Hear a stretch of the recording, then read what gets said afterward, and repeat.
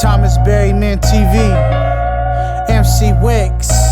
You are now rocking with the greatest. Worldwide, universal, we kick games, drop gems. Knowledge expand the brain. We don't speak no lie, this all factual. Travel through sound waves, international. My aura is shining, but that's natural. From the cosmos, supernatural, extraterrestrial with the ill flow.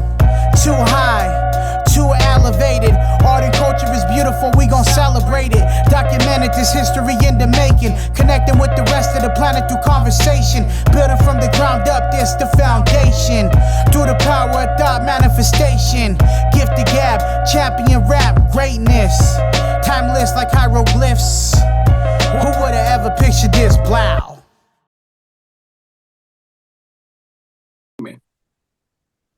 There we go. Yeah, there we go. It's on now. There you go. Morning, Thomas. Morning, Tim. Or good evening, or whatever the fuck it is. It's almost morning. Oh, dude. Yeah, you know what? I was thinking about that when we arranged this thing. I was thinking, let's see, 12 hours. I don't want to get up at fucking 8 or 7 in the morning. Fuck that shit. Man. Just rolling out of bed, scratching my nuts, man. You know? But back to what we were having ladies and gentlemen, excuse us, but we were having a bit of a conversation prior to this, just turning on the recording. And I was telling Thomas about, my not being the one that should be taking the full credit, the full pat on the back for all of this, because I don't deserve it. There are hundreds and hundreds of deserving men and women alike that had the brass balls enough to tuck them up and go to work and do the work, and that's after the first two generations. Our fathers and uncles and older cousins and people like that all got put in prison. That left, the infrastructure was us kids. So, why not jump in and go over, and it just kind of, it's just in a serendipitous way happened for me, to fall into that position. And there were guys hauling plot. I mean, doing the same thing I was doing, only I come from Everglades City, which is known for, huge amounts of fucking shit, which is what we were moving.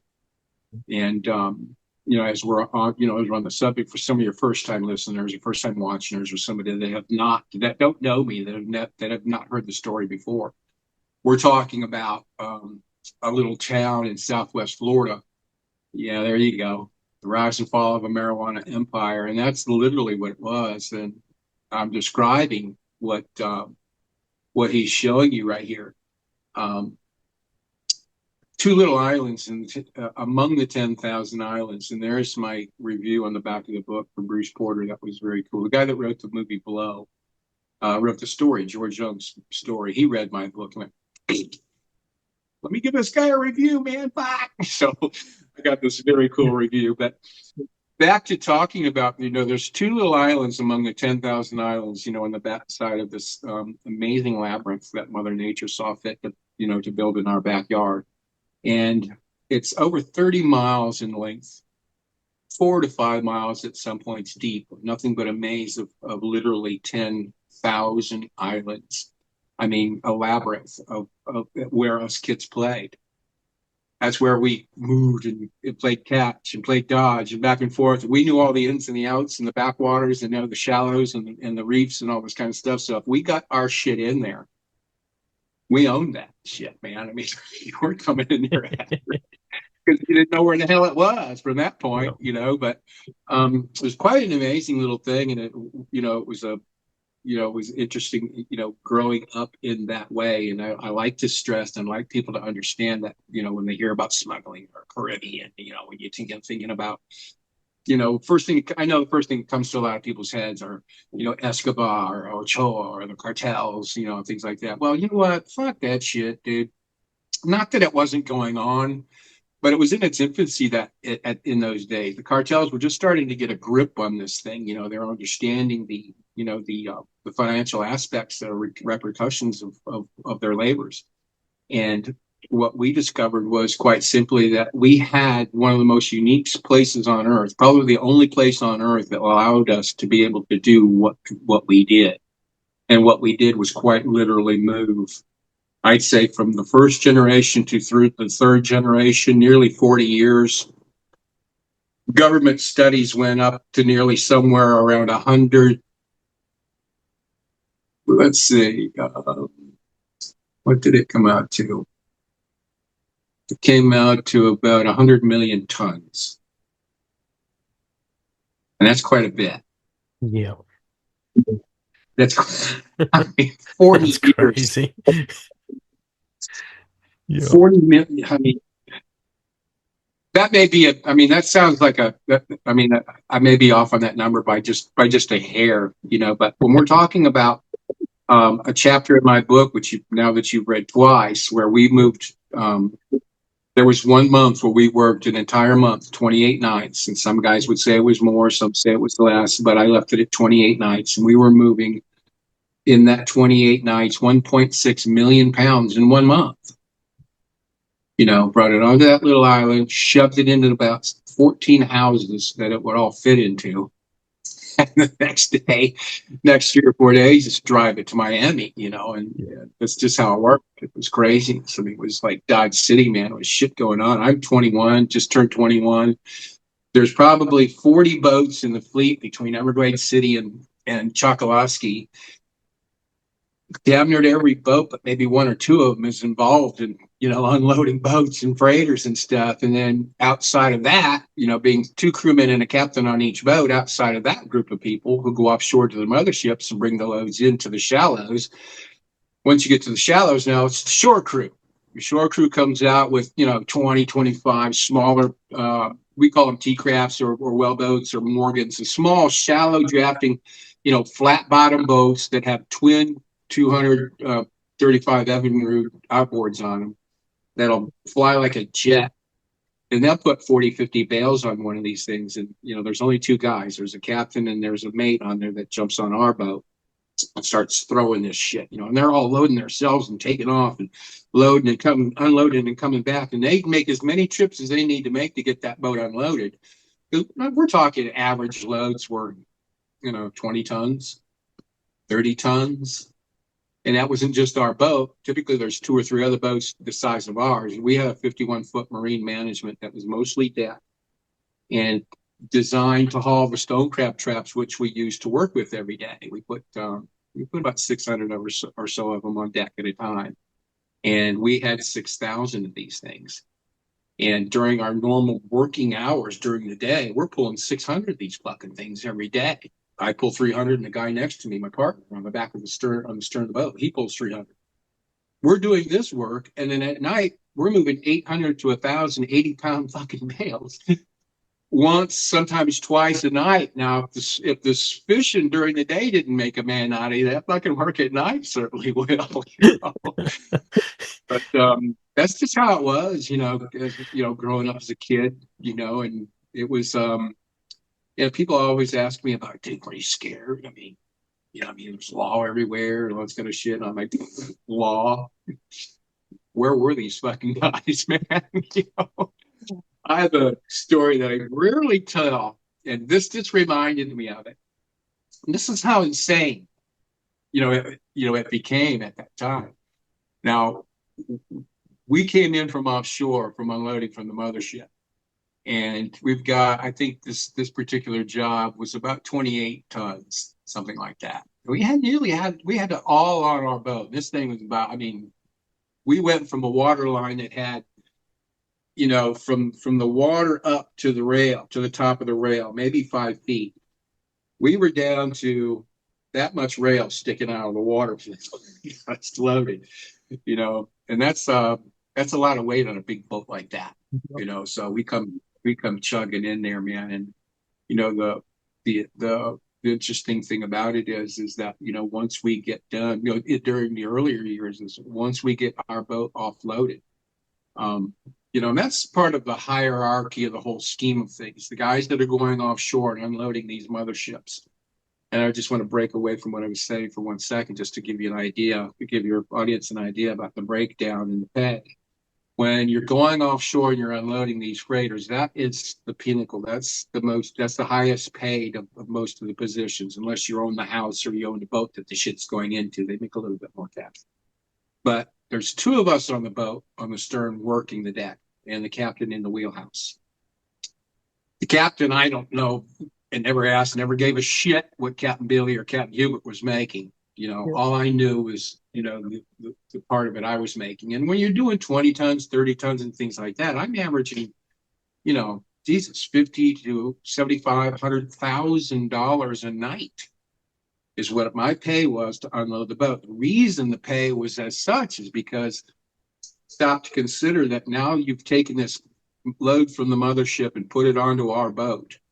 Now you've got three people, the captain and the two crew, in charge of this entire fucking load for the next 4 or 5 hours, or however long it takes it to get that boat that's not moving very fast at all now, because this loaded like a bitch. And it's taken all that time. You're responsible. I mean, your ass is hanging out in the fucking breeze for 5 hours or so, depending on how far you had to travel with this loaded boat, till you get it into the shallows where the smaller boats can take it, run it through the islands, and then stuff it into however many houses we need that our friends have literally taken the furniture out of.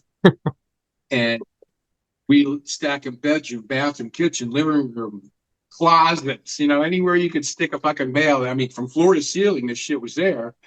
And then when the house is full, you just pull the door shut, walk next door, and start loading Jimmy's house next door, until the load is all in there.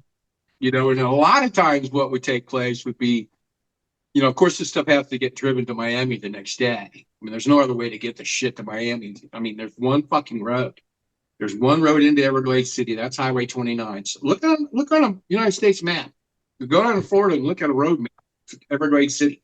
There's one way in to these islands from there. One fucking road.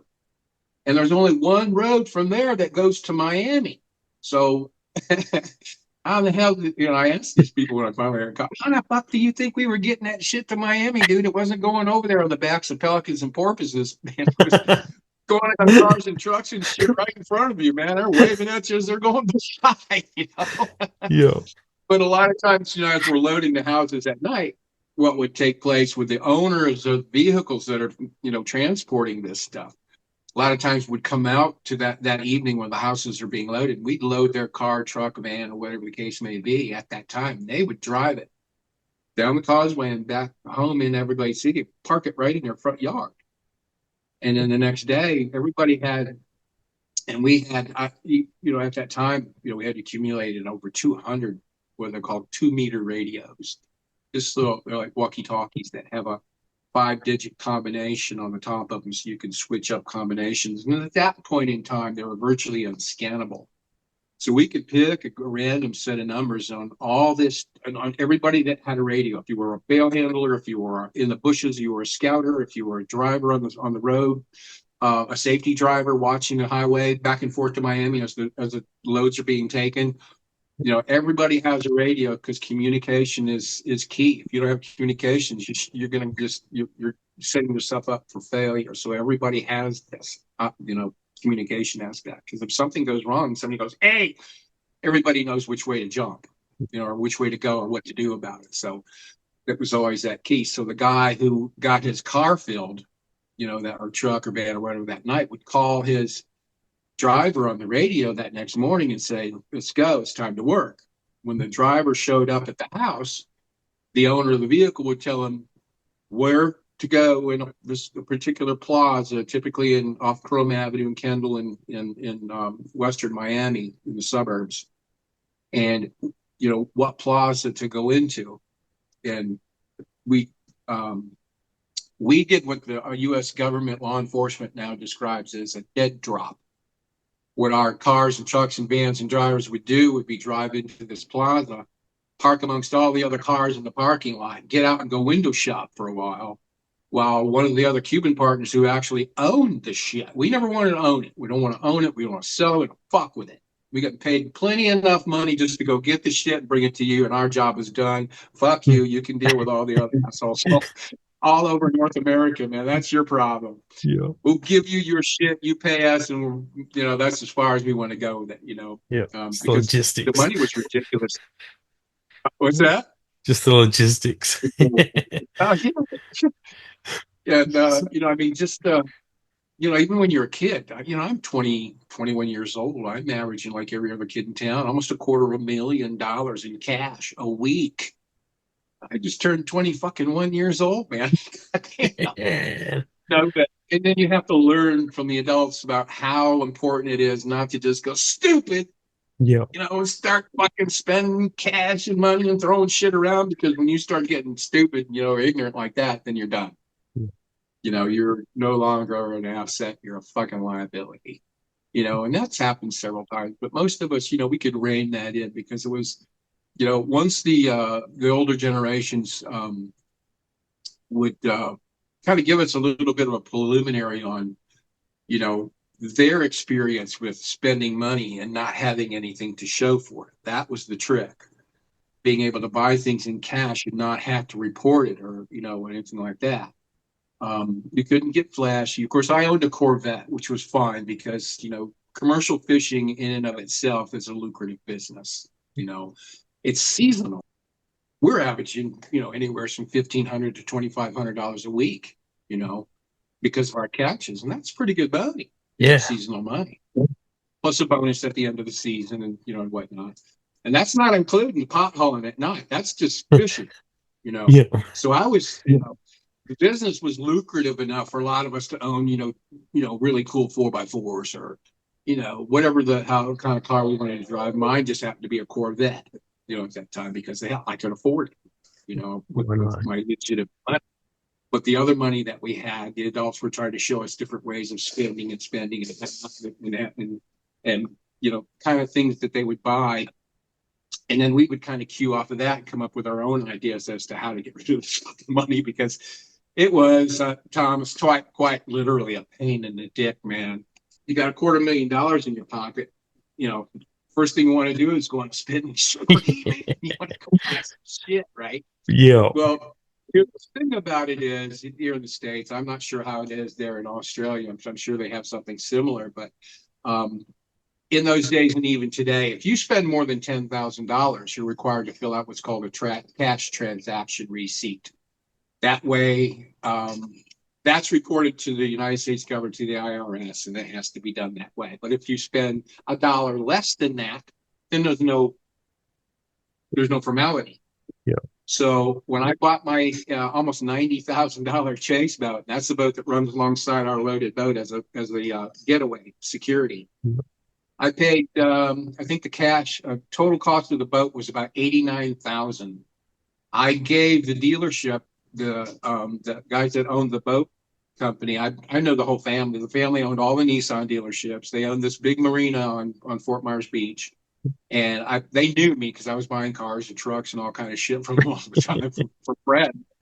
And I saw this boat, and I had just purchased, my girlfriend at the time, I had just purchased this 21-foot Chris Craft, and it was more or less like a pleasure kind of a boat. It was like a, really beautiful boat. But, you open the door and you go down the cubby, down below, and there's a little bathroom and a little area and stuff like that. And there was more of a, go to the beach and go out and go, take the family out kind of shit. And that wasn't me, man. Yeah. So I didn't have this boat 21 days. The name? Yeah, pretty much. It was only 22 feet, it was just, really nice. I mean, decked out. It was a beautiful boat, but it wasn't my kind of boat. I want to go offshore. I want to get some people on there fishing. I want to do some shit. So I didn't even have it long enough to get the fucking registration back from it. So I took it back. I drove it back up to the marina, and I picked out this 31.3 Chris Craft Scorpion. Awesome boat, man. It had gill brackets on the back, twin 200 offshore Mercuries that this thing would do 60 miles an hour before your ass even hit the seat. It was a beautiful boat. So I traded the other boat in and put the other boat in the water. Was going to do my sea trials because they had it all rigged out, and whatever like that. It was $89,000 was the final cost of the boat. I gave them $130,000 in cash. And Timmy and a couple of the other guys that whose father owned the marina knew me for years, and they knew that I give them all that money. The boat was $89,000. They knew to deposit $9,900 every day till the boat was paid. So That just way, I doesn't kept flag up. under $10,000 thing, and I got past that. So after the boat's paid for, whatever's left over, just divided amongst all you guys there in the showroom. And I mean, that's just how that's how we got away with spending money in that way. It's such a blast. It's a nice little bonus for him as well. Yeah, a bonus. Oh my God! Speaking of bonus, I don't know if we talked about this still on the last show or not, but when you want to talk about spending money, this is stupid. Most people go, "Yeah, man."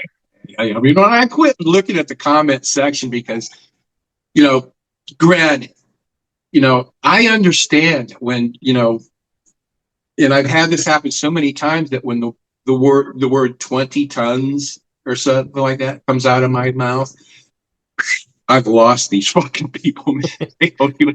I mean, how can you wrap your mind around 20 tons, dude? I mean, it would fill, this apartment I live in probably three times over, man. But that was that was an interesting thing about it was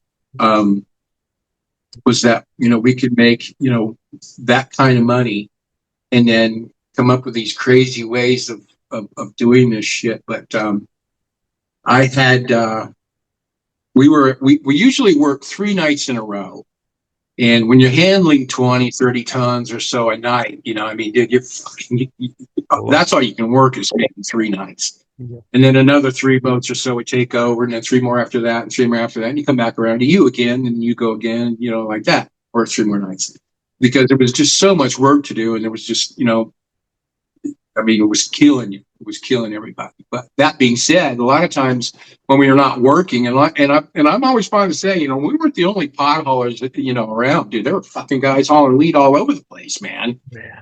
I will never disrespect anybody that ever hauled a bale of pot here into the United States, because I know what it takes. And whether they made it or whether they didn't make it, you know what? More fucking power to you, man.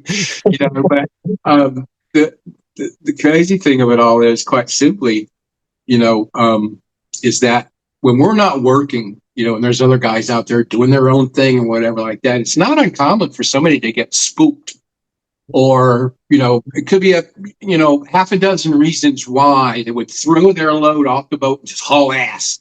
Maybe they looked on the radar, something didn't look right, or the sun started to come up and their unloading crew hasn't showed up yet, and then fuck this, we're not sitting here with this shit, we're right on shore. So they throw all this shit in the water and then take off because, hey, we're not getting caught with this fucking shit.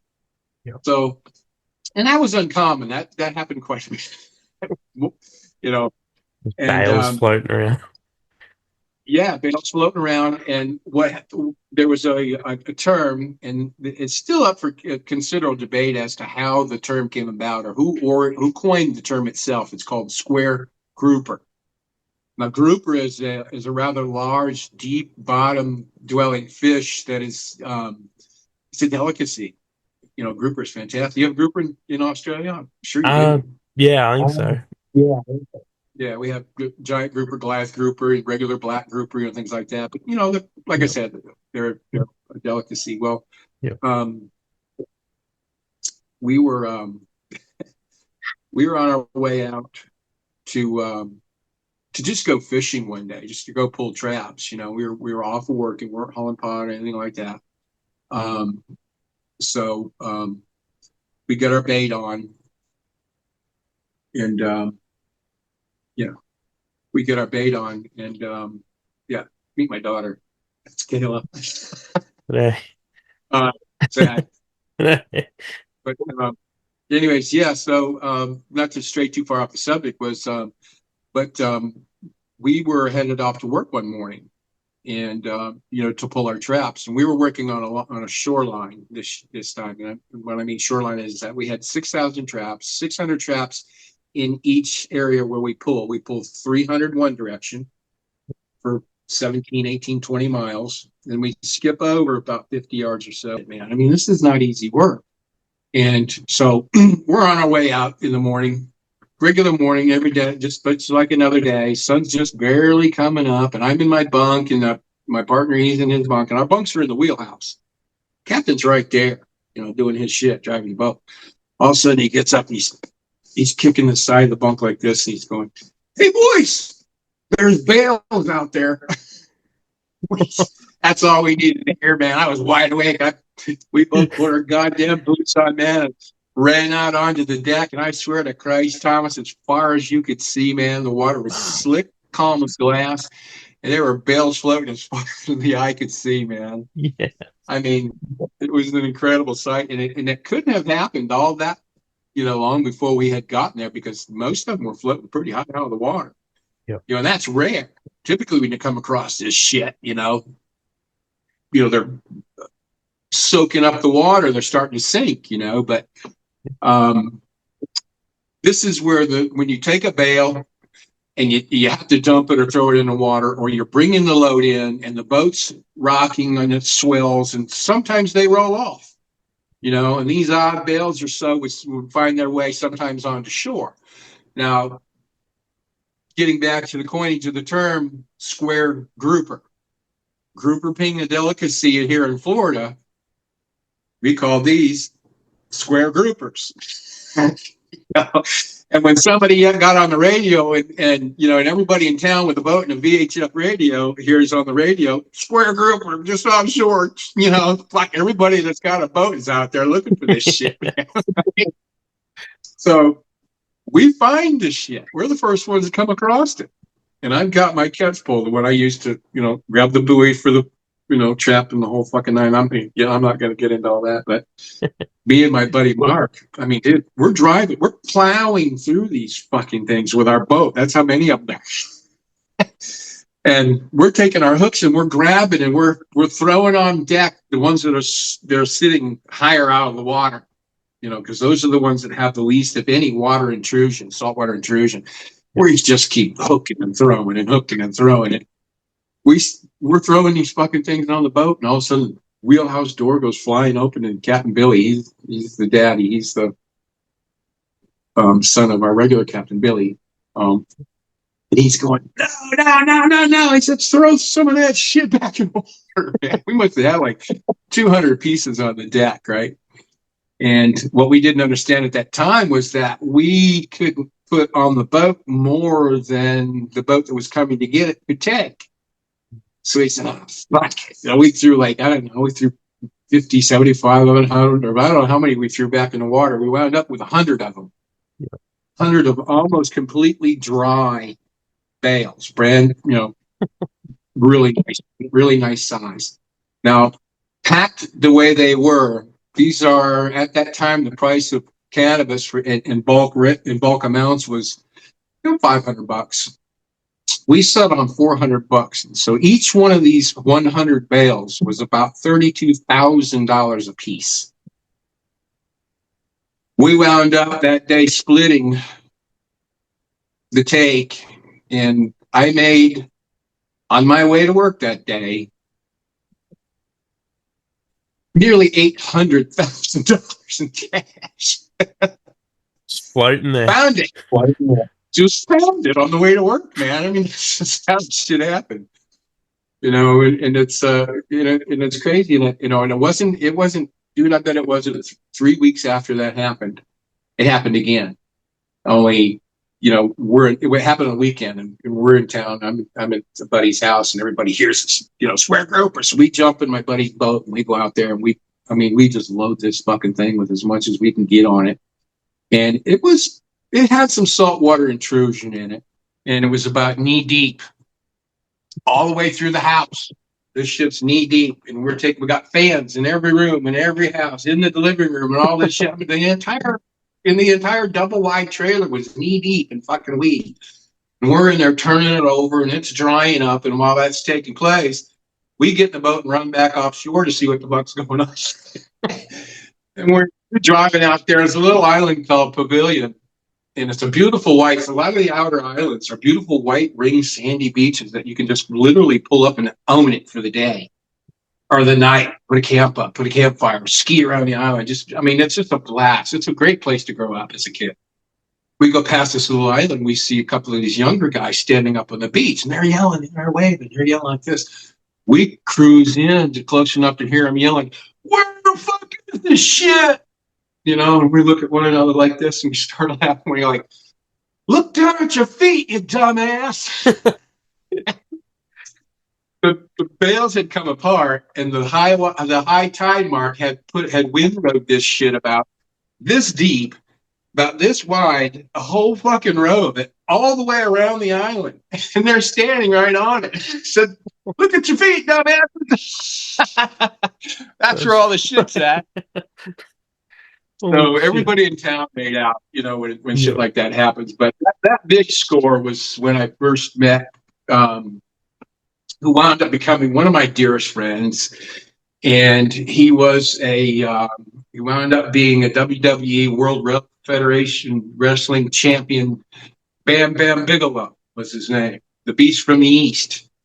And I first met Scotty, was his name. His brother Todd and I were dearest friends. We had done some crazy ass shit together. Well, he was part of some of the guys who went out there and found this shit. He had $600,000 of his own. So we decided, fuck this. We're going to take a wad of cash, each of us, just go to Miami for the weekend and just piss it away. Because, that's what you do with the money. You're not spending it. You piss it away as best that you can. So the easiest way to piss away money we discovered was, four of my buddies and I would take a couple $100,000 each and start in Miami Beach and work our way down to South Beach over a 4-day weekend, $1 million between us.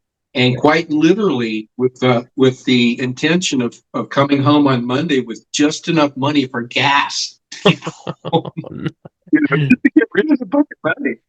Yeah. So Scotty calls his dad, he calls his brother Scotty, "Come on down, we're having a big party." So that's when I first meet Scotty. And they're drinking, we're having a good time, and Scotty comes up to me and asks me if I would back him in his wrestling adventure. And he said there was a college in Jersey where all the big names went to. And he said he wanted to get into this college and become a wrestler. And it was $30,000 was the fee for the entry fee. And I had it, man. I had it right here. All day long, I'll give you as much as you need. But Scotty, I know you, brother. I know what you're gonna. I know what you'll do. You'll take that $30,000 and probably go somewhere and have one of the most badass fucking parties, and you won't even invite me. So why don't we just spend it now? So I didn't give it any second thought after that, right? So he goes on and he winds up, months later, he winds up being Bam Bam fucking Bigelow, man, and he was a champion Based for a lot of years. He was an absolute legend. Yeah. He would show up. Sometimes they would wrestle at an arena here in Fort Myers, the convention center, and he would call me, a couple of days before the event, and wherever he was, he would fly into Tampa and Sarasota, where Terry Bollero lives. Hulk Hogan. He would know that's his Hulk Hogan. Hulk Hogan, yeah. They were buddies, and they would just get in Terry's car and drive down to Fort Myers from Sarasota and do the venue and drive back. Well, Scotty calls me a couple of days before they're showing up, and he goes, "Hey, dude," he says, "grab a bunch of your buddies. I got front row tickets, however many you want." He says, "Grab all your bros and bring them on up." He says, "And bring me a big sack of weed." I said, "No problem, man. What the fuck?" He said, "Now here's what you do." He said, "You come around behind the building. It's like one of these big Superdome fucking places, right?" And he says, "There'll be tents set up out there and shit like that." He says, "Just walk into the tent." And he said, "If anybody gives you any shit, tell them you're my manager, right?" So I go walking in there, and here's all these. These guys I grew up as a kid. They're just these massive dudes. Just they're back there partying with one another, and they're bullshit and having a good time because it's a show, deep down, 100%. But there's also some truth to it too. These fucking guys do hurt themselves. I mean, they get brutal, man. They get paid to get hurt. They get paid to bleed. That kind of shit. Big guys too. So yeah, so I'd walk in there, I'm looking around and shit, and I see all these fucking guys, man, and I'm just amazed at what I'm seeing, and I get this tap on my shoulder like this, and I turn around, and I kind of gotta look up a little like this, and there's Terry standing there. The Hulk, he goes, "Are you Timmy?" And I said, "Yeah, I'm Jimmy." He goes, "Scotty sent me out here to get a hold of you, man. He said he'll be out in a couple minutes, so come with me." So I followed him out the tent, out the tent doors. We're standing out in the parking lot. Here comes one man gang. Here comes Randy Macho Man, Randy Savage. Here comes Sir Oliver Humperdinck. Here comes a one man gang, and a couple others that I just went out of my head. And first thing Terry says to me is, "Let's see the sack you got, man." So I pull this thing out, man. And I start breaking. And me and a couple of my buddies, we start rolling numbers, man. And we must have had 5 of these things just going around in a circle. They haven't even gone on stage. They haven't even gone into the ring yet. They're out back in the parking lot getting fucked up with me, right? Yes. So that was a pretty great experience. And then it's so unfortunate, in 07, and this is at a time, Thomas, I'm gonna get water. Yep. This was at a time when, in the wrestling industry and even in a lot of the big sports industries that, guys are getting brutally beat up, pounded like the NFL or, wrestling is a huge example of this, Their way of keeping their guys wrestling was quite simply give them painkillers and get your ass back out there and, make the cash. That sort of thing. And unfortunately, that's the pattern they get into. It's manage the pain for the time being. Don't worry about addiction. We'll worry about that later. Well, unfortunately, later comes and nobody's worried about it. Yeah. And it's too late. It happened. It just happened that Toddy got caught up in that addiction cycle, which involved ultimately alcohol. And out of no fault of his own, because I understand what it means to be addicted, and I didn't do it through recreational gotten materials. I was given my addiction by a pain management doctor, whose only idea of pain management was throw narcotics at you. And next thing you know, I have such a high metabolism that I'm getting more and more tolerant to these narcotics the more I take them. Next thing you know, I'm taking more drugs than a fucking cancer patient is taking. And that's just how it happens. And nobody wants to be addicted. It's just all of a sudden you find yourself, you wind up taking the shit to not feel bad anymore rather than to make the pain go away. And it's just, and to have my dear friend like that, fall into the throes of that without, so much as a buy or leave or any kind of offer of help, because that sort of thing didn't exist in that arena. We had invited, like I said, we invited Scotty invited his dad, or Todd invited his dad and Scott down. We spent that weekend, and that's one of the weekends where I think we blew almost $400,000 to the bars in 2 days. What we would do, we would just go down. It wasn't untypical for my buddies and I to take a couple $100,000 each. We'd have $1 million between us, and we'd start out over in Miami, and we'd take 3 or 4 clubs tab for the night, the entire tab. We don't give a fuck what you're drinking. Drink top shelf, drink champagne. I don't give a fuck what it is. You need more money? Come find me. Give me some more. And that's a good problem. Take 4 more clubs or so or whatever, throw the manager the cash. They knew us. They loved the shit out of us, man. Then the third night, Sunday night, we'd be on South Beach, 3 or 4 more clubs, and we're getting down there. Like I said, we just as long as we made sure we had enough money for gas to get home, we were good. Man, that would have been an incredible time, Yeah, so Now you're on your second read. What's your take, brother? Anything particular you want to think, ask about?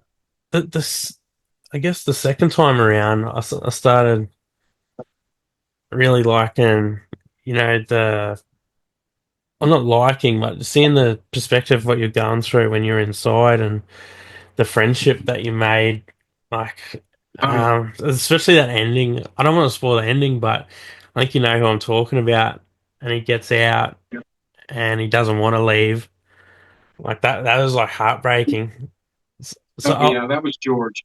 yeah, Yeah, and yeah, it's yeah, it was, also, and I'm glad you picked that out, because that was really very meaningful to me. yeah, And it actually broke my heart to the point of where you read the book. I actually sat right down there in the concrete, right in the middle of the wreck, right in the middle of the main yard, in front of all the other convicts, and wrote down bawling.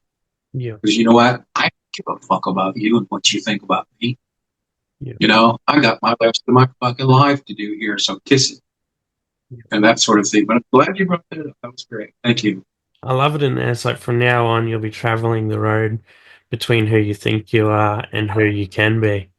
I was like, yeah, I wrote that down too. Yeah. I love that part. But how hard was it?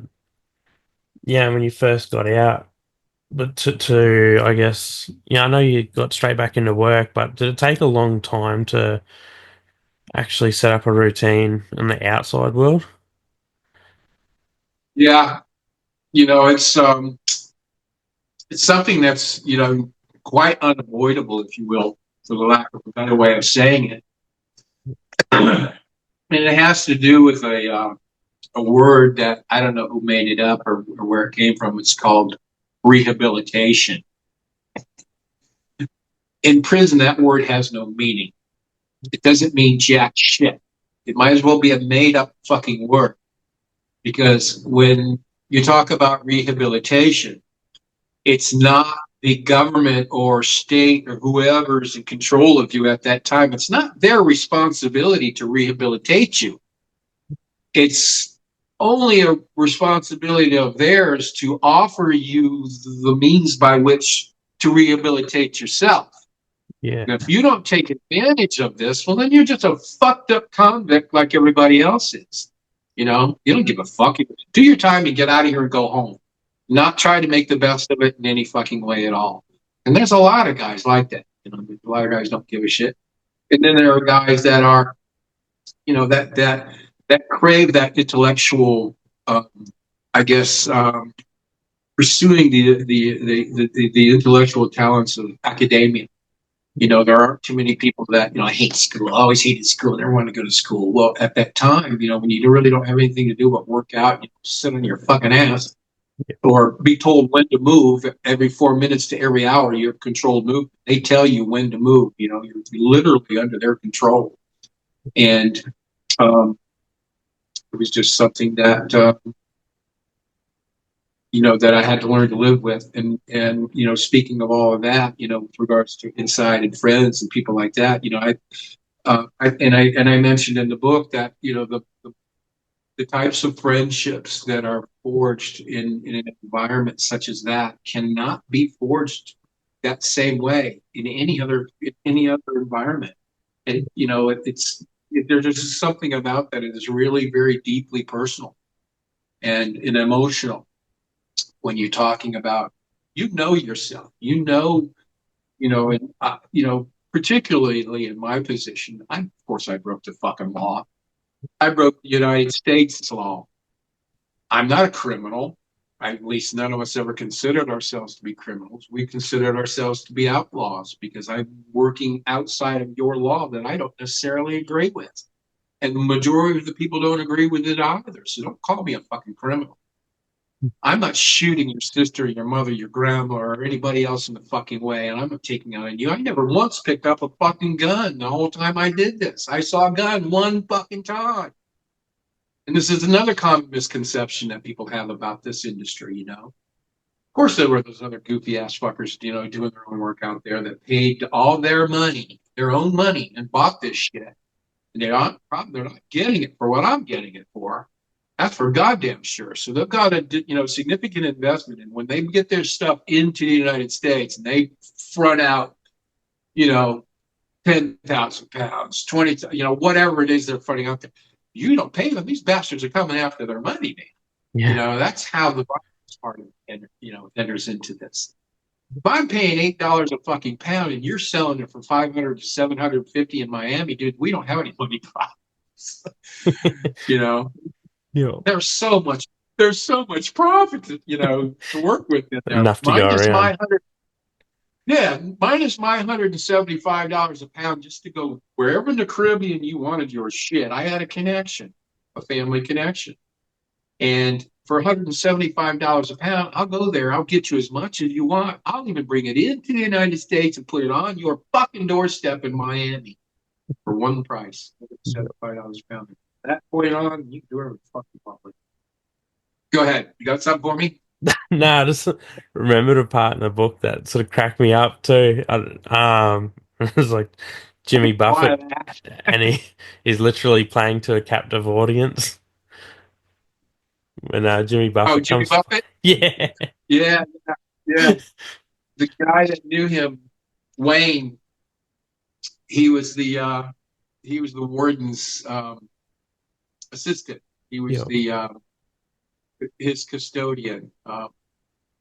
Wayne had what's called he was a trustee. He had what they called out custody.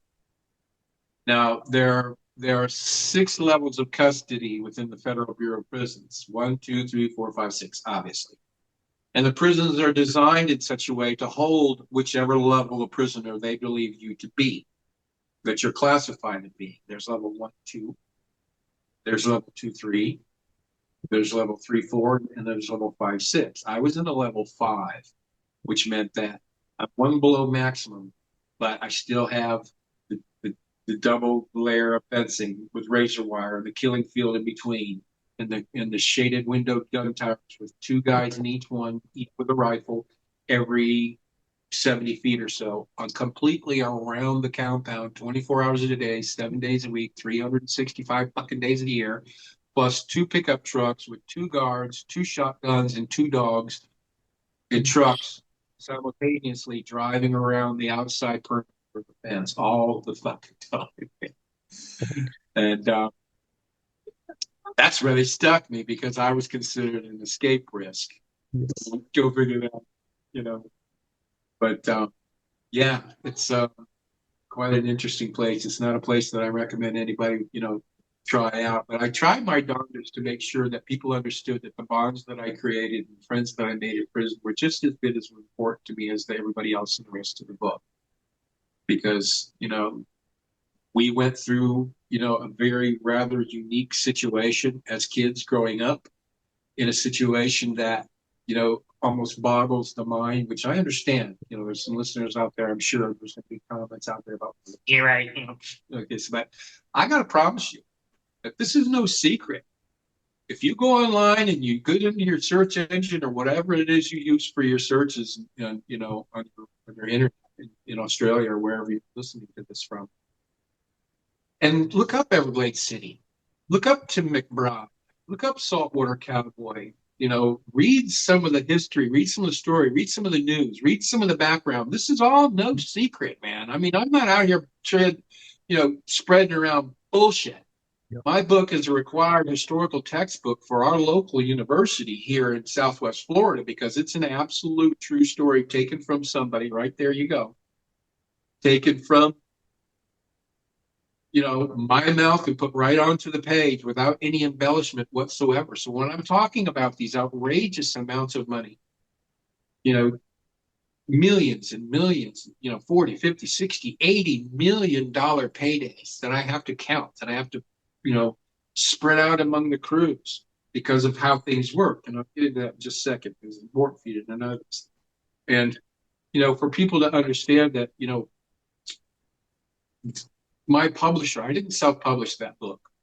That book was published through St. Martin's Press. And if you look up St. Martin's Press, their Wikipedia describes them as the world's largest publisher of the English language, which means also they publish under 6 other imprints around the world. So These people have been in the Flatiron Building in the in New York City since 1958. They come from the Flatiron District in the UK, and they're a rather very prestigious publishing company, and they have people on their rosters and that are you know John Grisham, Robert Ludlum, Jackie Collins. They were all St. Martin's Press authors.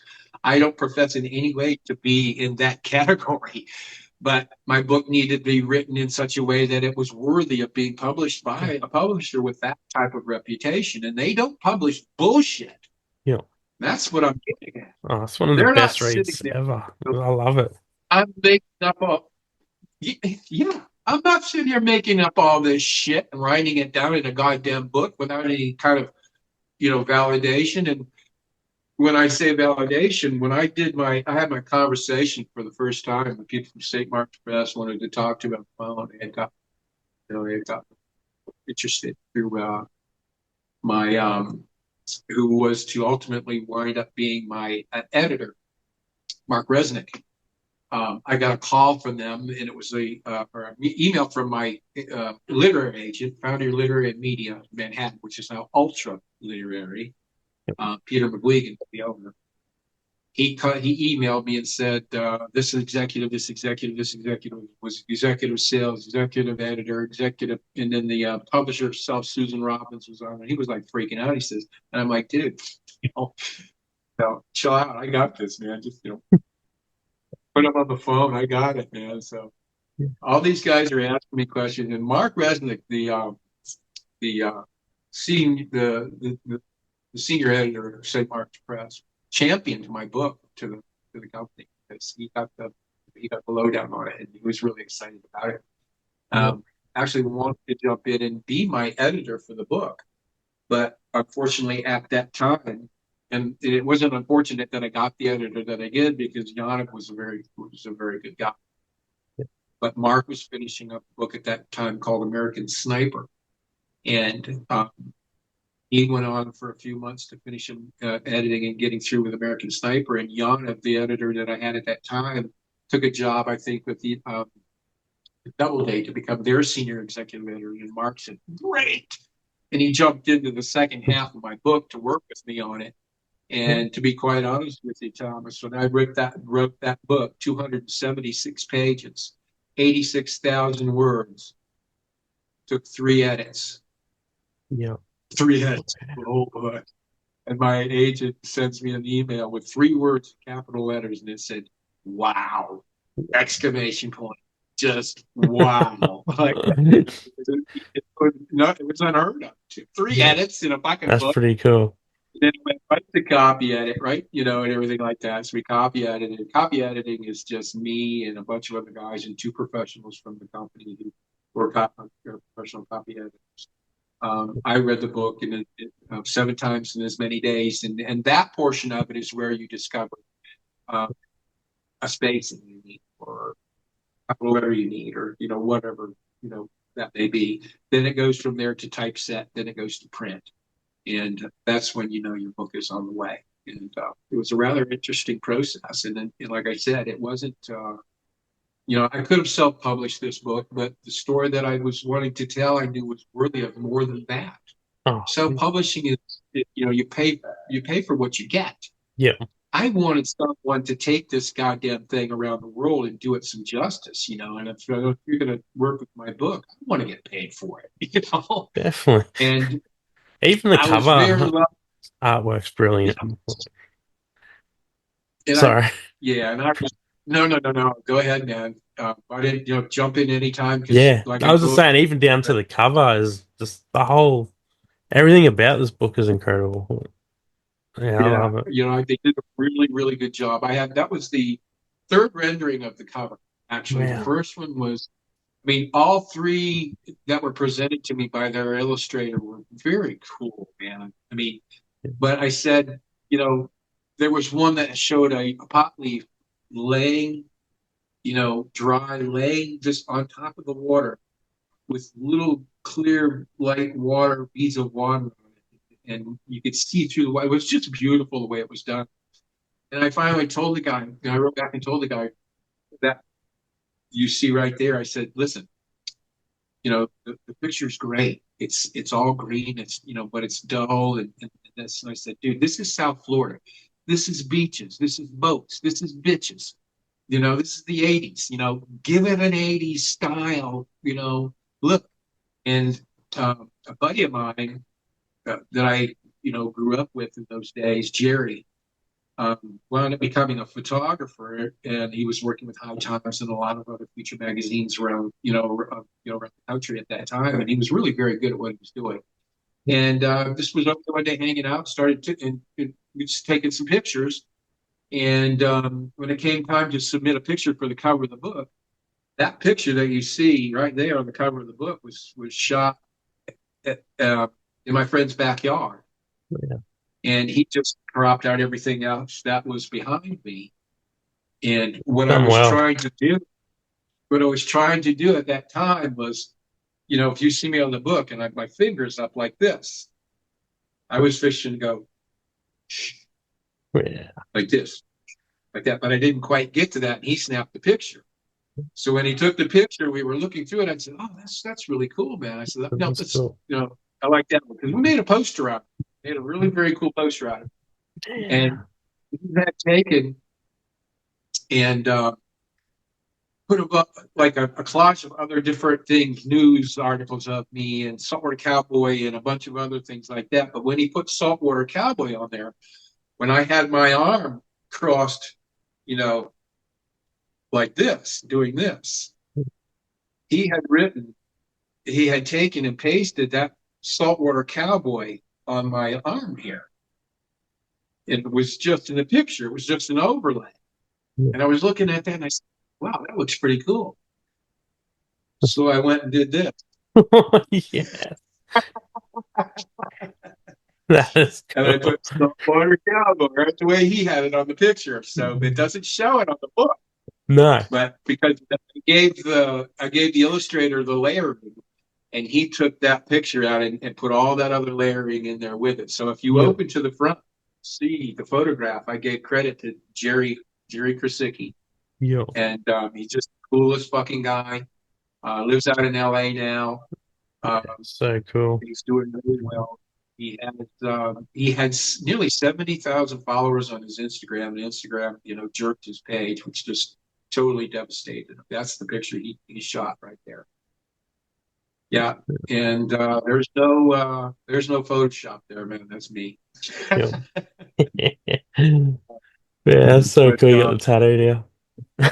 It all turned out really cool. I mean, just one thing fell into the other. And I've always fond saying that my life turned out in a lot of ways a bit of Forrest Gumpish. I tripped in from one thing to another to another. Yeah. I wasn't aspiring to become all this fucking shit, man. It just happened. I just happened to be, that guy who's able to see things a little bit differently. And when all my other buddies, even writing the book, and I invited everybody to jump in and, give me some information. Tell me, let's all tell me your stories. Let's get the whole town involved. Well, nobody really wanted to talk to me. No. Because for a lot of years, especially the older guys, only one would just sat and talk to me. And that was Craig Daniels, is his name. He was the youngest of the 5 brothers you read about twice. Yeah. Still is to this day one of my dearest friends. And he opened up and spoke with me. That's how, when you read about the Daniels that I wrote in the book about them, this is coming from Craig. This is how Craig was telling it to me. And what he helped me with was getting a little bit better understanding of the first 2 generations that were using us kids as workforce. We were doing all the work, and which was fine because we didn't have a clue. Nobody was labor. There was no nerves, there was no tension, there was none of this shit. We keyed off the adults, and if the adults didn't seem worried about any shit, then neither were we. And nobody ever really knew whose job was whose or whose the boss was, because nobody gave a shit, particularly me. And that's the way it happened when I started running and doing things on my own. Nobody gave a shit who the boss was.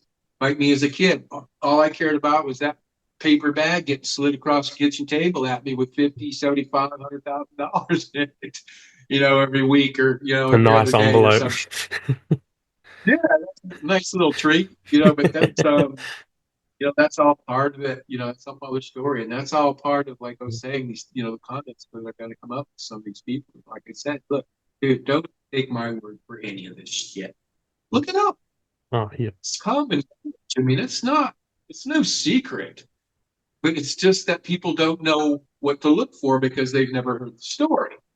And hearing the story from a guy who actually lived it, who was actually there, who actually grew up the kid in the Caribbean marijuana industry and watched it evolve from a piece of shit fucking industry, dude, where the bales were originally coming when I was a kid. There was no packaging. There was no, like what a bale, when you see a picture of what a bale looks like today, all compressed and, rectangular size, huge fucking thing. They weren't like that when I was a kid. They were round. They were long. They were Just all random. different fucking sizes, man. Uh, And it was almost like somebody just stuffed their foot in the bag like this. As hard as they could. Tape that shut, put it in a coffee bag, and then stitch that shut, throw it in a pile. So by the time we get the goddamn things, there's no telling how many times they've been handled, for one thing.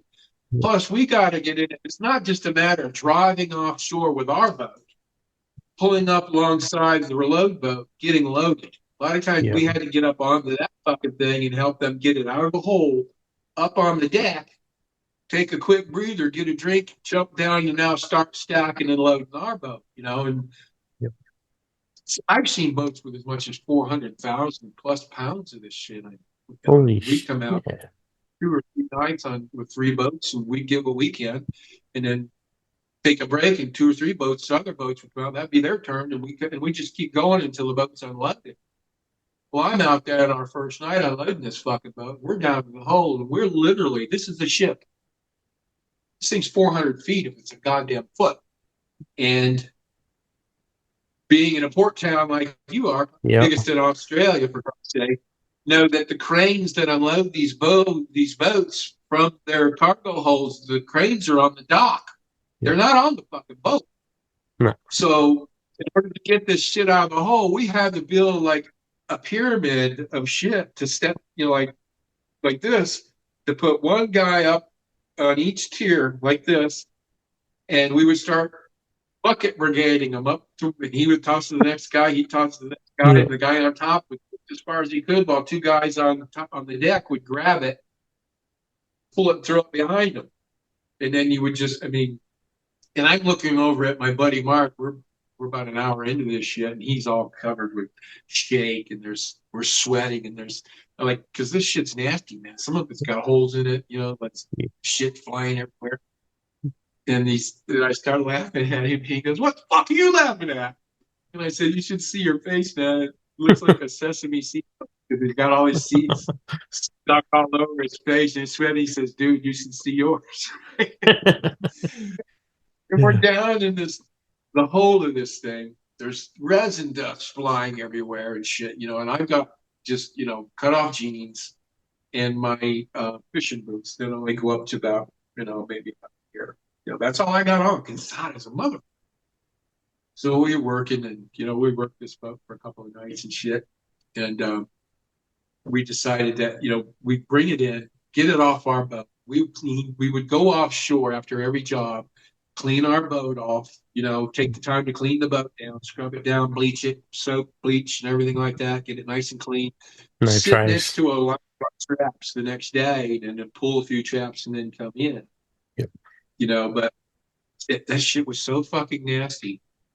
That's the perfect cover too, though, with the traps, like the actual, like doing the actual fishing as well. Pulling traps in. It's brilliant. Yeah, you have to do that. The boat has to self-sustain. You can't use pothole money to support your regular business. It has to be done legitimately. So we're working legitimately during the day, but we're fucking off at night moving all this shit. But quite literally, um, we were to a point where, and you get down there at times, you have to, clean the corners out with a knife or a screwdriver and make sure that you get every fucking seed off this boat. Is that for If the something dogs? should not be, huh? Is that because if they like when you pull up ashore or whatever, is that because if they bring the dogs, you just got to get rid of every trace, every scent? Well, no, they weren't using dogs at that time.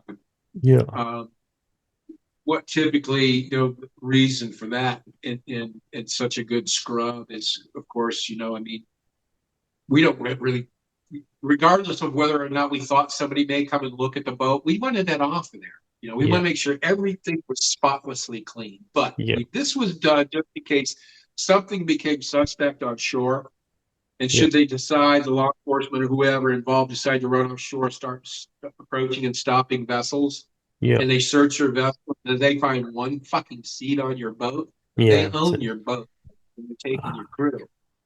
And now yeah, you become suspect, whatever it is that they're looking for. So that was yeah. the reason for the clean. So Wow. we were doing this ship for I don't know how long. And then one morning we get on the boat, like we'll go fishing like we normally do.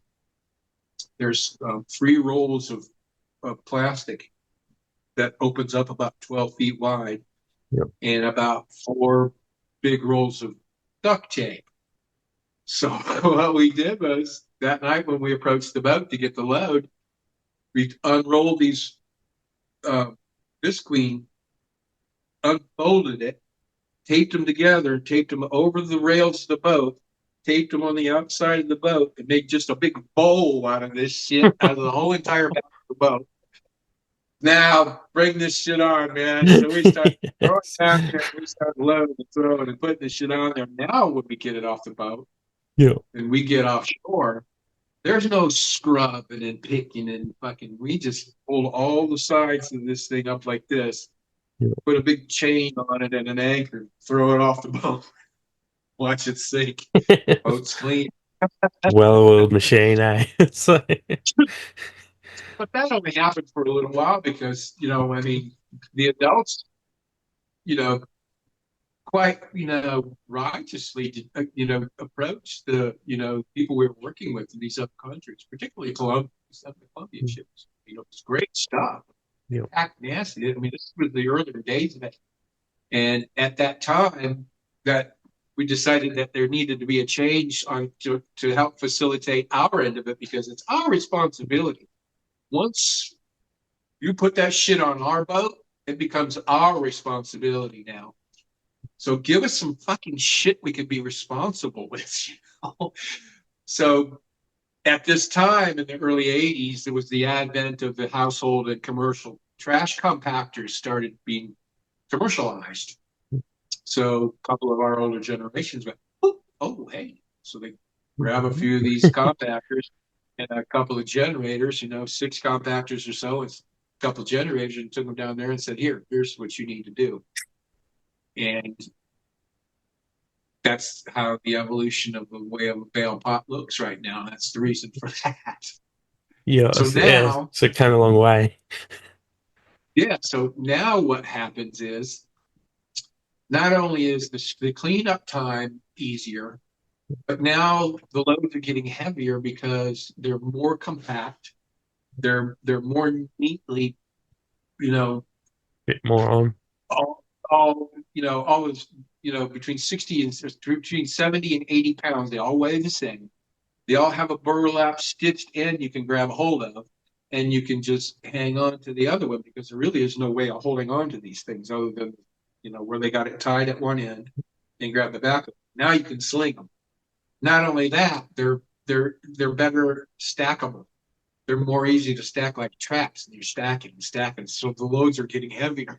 Yeah, you fit So more now in. instead of 20, 25 tons, we did 55 tons one night I mean, it wasn't about the money anymore. It was about getting the goddamn work done. But they Like had playing this figured Tetris or out. something. The bales just got neater and cleaner and easier to move. That Yeah, just made the industry click. Now we're making more money, because the loads are bigger. yeah. that sort of thing. That's a little bit of the evolution of how that, all took place. It's cool. I love all these little details that it's so cool that you wouldn't hear that a lot. Like, I wouldn't have even thought of that. Right. And Yeah, a lot of the things that they talk about, you'll never hear about, yeah, unless you're well, or listen to your podcast yeah, or any one of the other, you know, dozens and dozens that I've done all over the world. And what's so fun about what it is that I do? I'm not just the author of the book of a tell-all story that tells you how it works and how we became, according to the United States government, the most sophisticated smuggling operation ever uncovered in North America. But they tail off in that paragraph by saying that we were also the most corrupt little town in North America as well. yeah. Because everyone was in Just on it. yeah, just under 400 people, and over half the town had been doing this for nearly 40 years and three generations, and nobody had a fucking clue. I mean, that in itself is quite a feat, But Definitely. this is a true and very unique story that I think everybody should have. The take the time to at least read. Yeah, And if you don't read, for Christ's sake, I've got an Audible. I mean, I can't yeah. make it any easier for any of you to hear this story.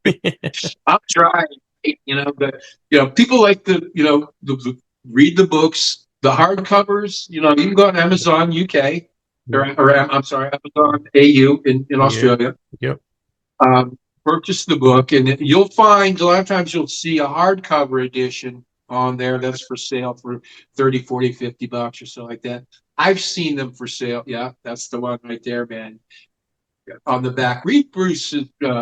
If y'all are familiar with the movie Blow, Yeah. and gentleman by the name of George Young, Johnny Depp played his character in a movie called Blow, and the author Brilliant. of Bruce Porter got a copy of my book, and it's prior to publishing, while it was in its uh, copy edit stage, they sent out what's called a advanced readers edition, and Bruce got a copy of my advanced. He wanted one really bad.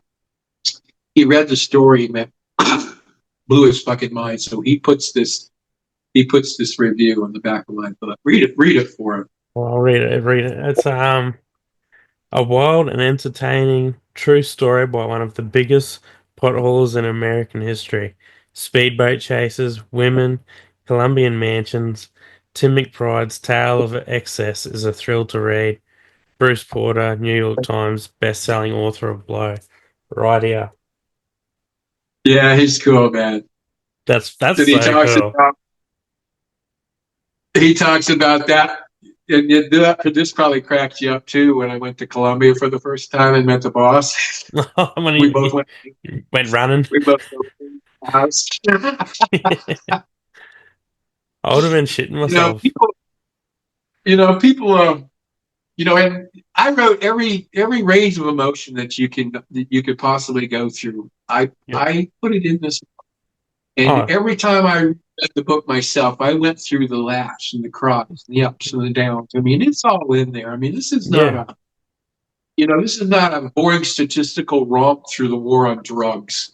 This is just a guy like myself sitting on the couch next to you or whatever the case may be, just telling you this story. And that's how it feels when you're being in.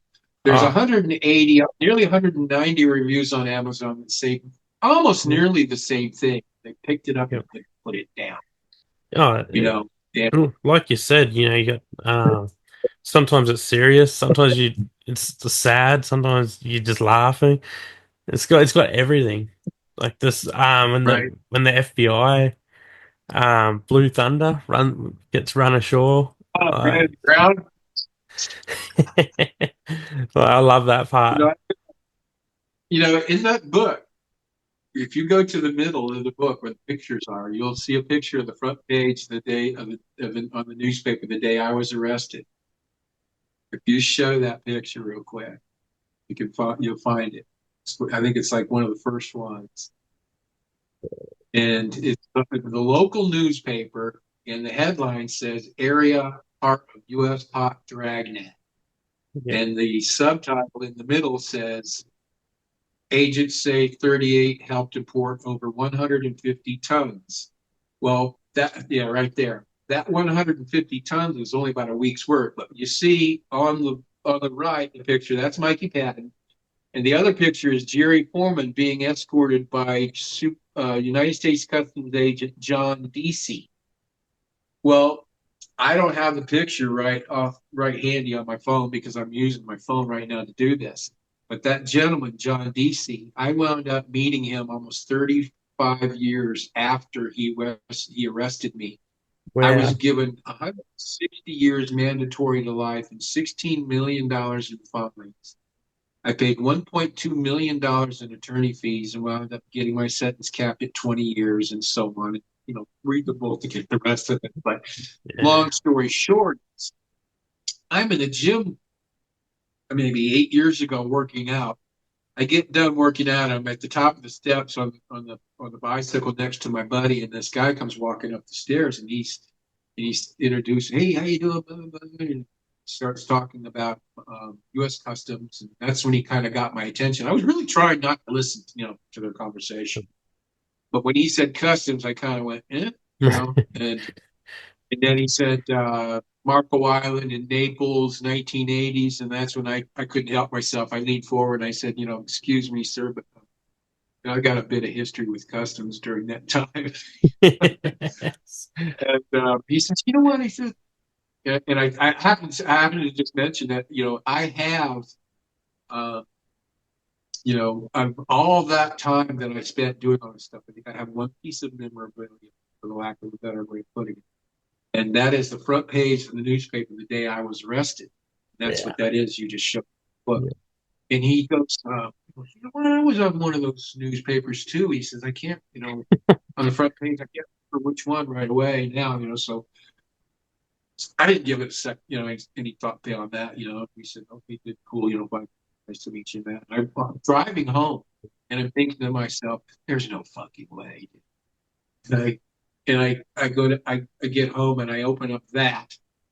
I open up my newspaper and I see that guy standing there and I went, holy fucking shit, that's that guy. That's John.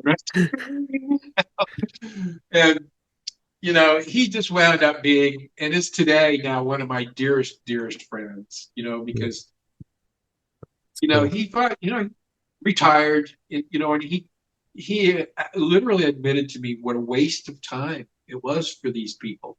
It was a waste of his time because their money success rate was in the fucking shitter, man. They weren't making any headway whatsoever. Yeah. We knew this. But from their perspective, they thought they were, they were in the fight. They were making a difference.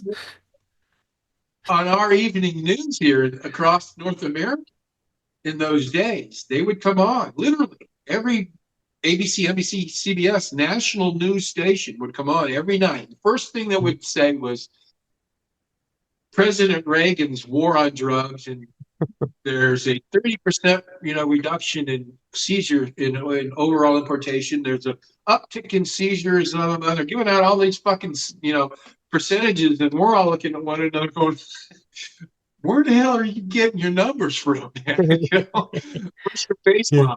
Just drawing them out of a hat. Yeah, dude, where's it? For every 1 pound that you seize, 300 make it through. So do you think you're making any fucking difference?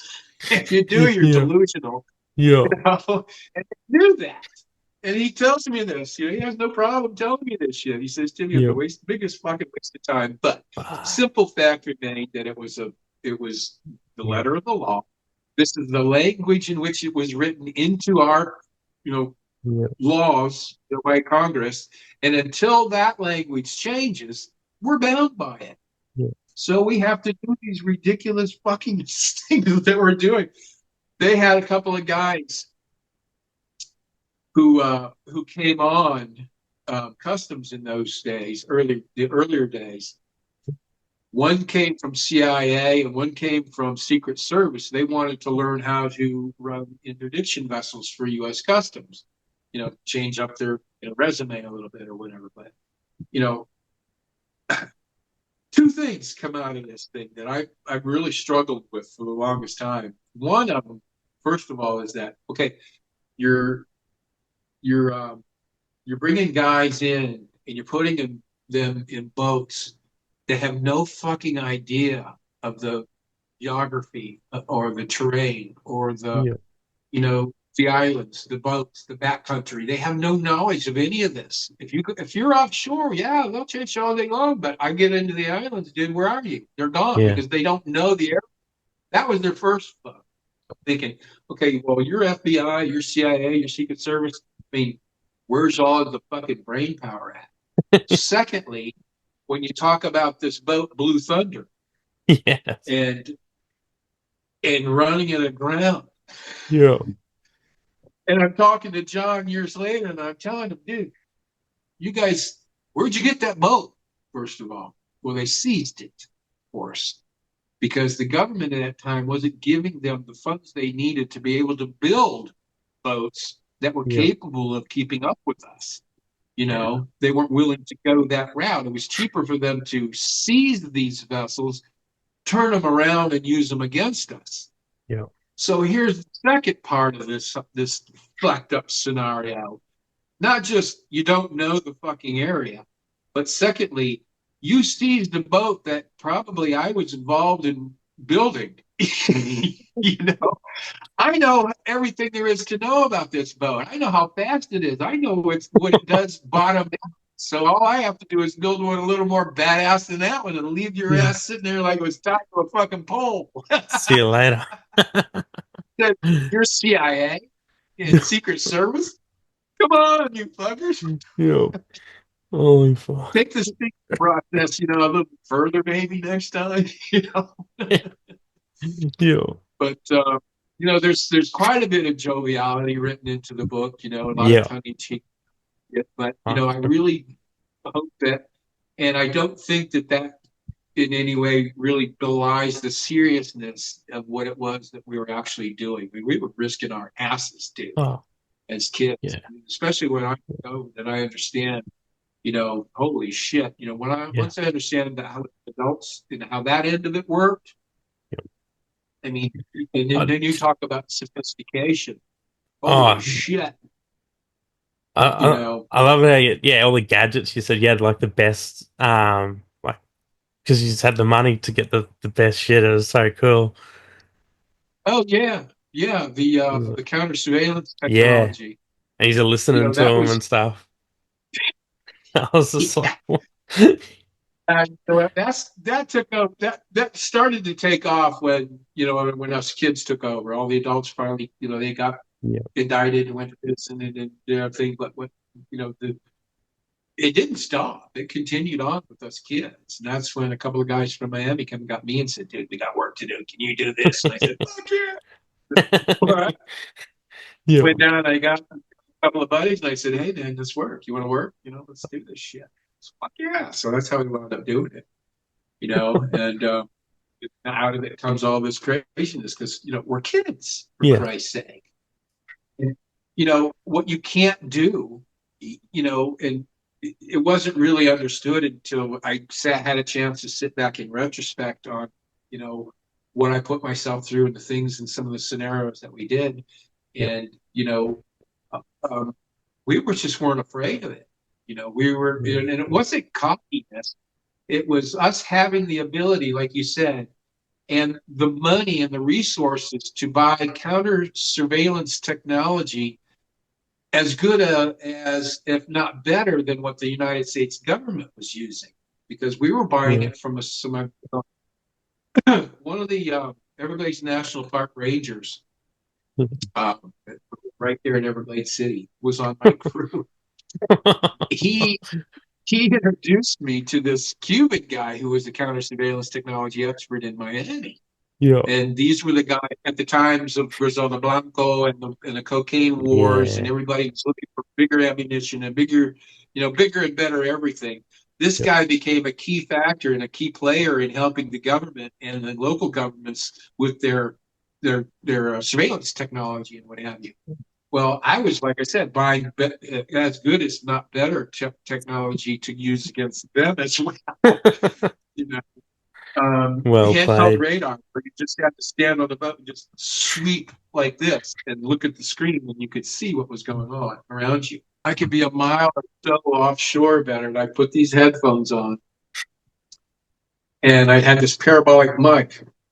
You know, like I don't know if you watch maybe a soccer match or rugby or football or anything like that, where you see a guy maybe on the sideline, he's got this big clear dish and he's pointing it at the field like Yep. this. Well, he's picking up on what the players and the referees are saying out on the field. That's what a Wow. parabolic mic does. So if Yep. we're 2 miles offshore and I turn this thing on and put the headphones on and aim it at the shoreline, dude, if there's somebody sitting amongst those trees and he farts, I know he's there. Yep. I can hear it. You know, just shit like that. Yep. And coming out of Vietnam, the technology was just the infrared technology was just being perfected, but they were also on the tail end of what was called night vision, starlight scope, which was technology, night vision that came out of the Vietnam War. And I had, we all had night vision as well. And what it does is it collects all the starlight and all the light available in the sky, and Yep. allows you to see this almost negative type image on the screen.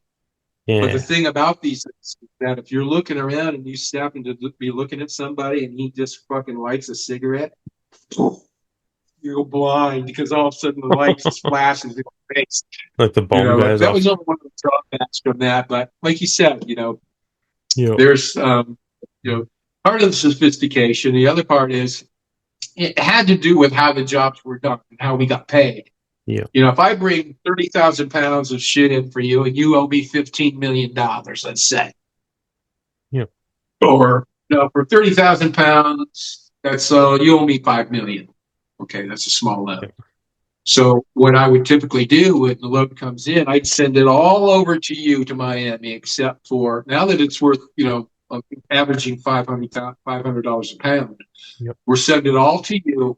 I'll keep $5 million worth of your shit over here somewhere, because I have to get paid out of that particular load that begins to sell. It's not give them your shit paid.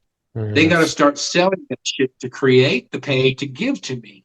Yep. So in lieu of, I'm holding my money's worth of your shit, because if you lose the shit in Miami, I'm going to get fucking paid. One call and my crew's paid, regardless of whether or not you lost your shit. Yep. But pay my $5 million, I'm trucking that shit right back to you in Miami. We're square, See you later. So it could be 2 or 3 weeks before I start to see any money from that job. But in the meantime, I probably know 4 or 5 others. So as a kid, knowing how this really worked, and then it worked in this way, I was getting paper bags of money slid at me for jobs I forgot I even got. That's how stupid it was, at that time. But the interesting thing about it was keeping the money. Where was I keeping it? In the fucking mayor's garage. Yes. That is he was gold. such a cool fucking guy, man. He passed away several years ago, and I would never disgrace his memory in any fucking way, shape, or form. But anybody that knew the guy, there was, wouldn't have surprised them a bit, man. That's just how it was. And, that's pretty crazy how he's storing it at the mayor's house. What's that? That's pretty crazy, storing it at the mayor's house. That's cool. Like, you wouldn't get away with it anywhere else. Yeah, I mean, I'm just gonna go looking at the mayor's, right? Plus another kid on the crew. His dad was one of the 2 sheriff's deputies. There was only 2. There was a sheriff and 2 deputies. He was his son was part of our crew, one of the deputies. And, typically he worked at night, and that was like the fucking back door was wide open. The guy would go across the other side of town, fall asleep for 3 or 4 hours, and then we'd go wake him up. But that's the time when you do shit like that, man. Yeah. I mean, you could give somebody some extra cash. They didn't give a shit, because Yeah. you know, a lot of them really, even at that time, understood cannabis for what it was. It wasn't, Yeah. particularly, It's, it wasn't really, the skull and crossbones type of material that everybody made it out to be. yeah. And the smuggling aspect of it, I think, was blown, significantly out of proportion with regards to uh, its its workings. With being a violent arena in which to work. Yeah. The story that I like people to understand is, yeah, sure, there were some guys out there that weren't very nice guys. They weren't doing business the way business should be done. They did business the way the Mexican cartels are doing it now. Yeah. It's forced business. Yeah. It's extortion.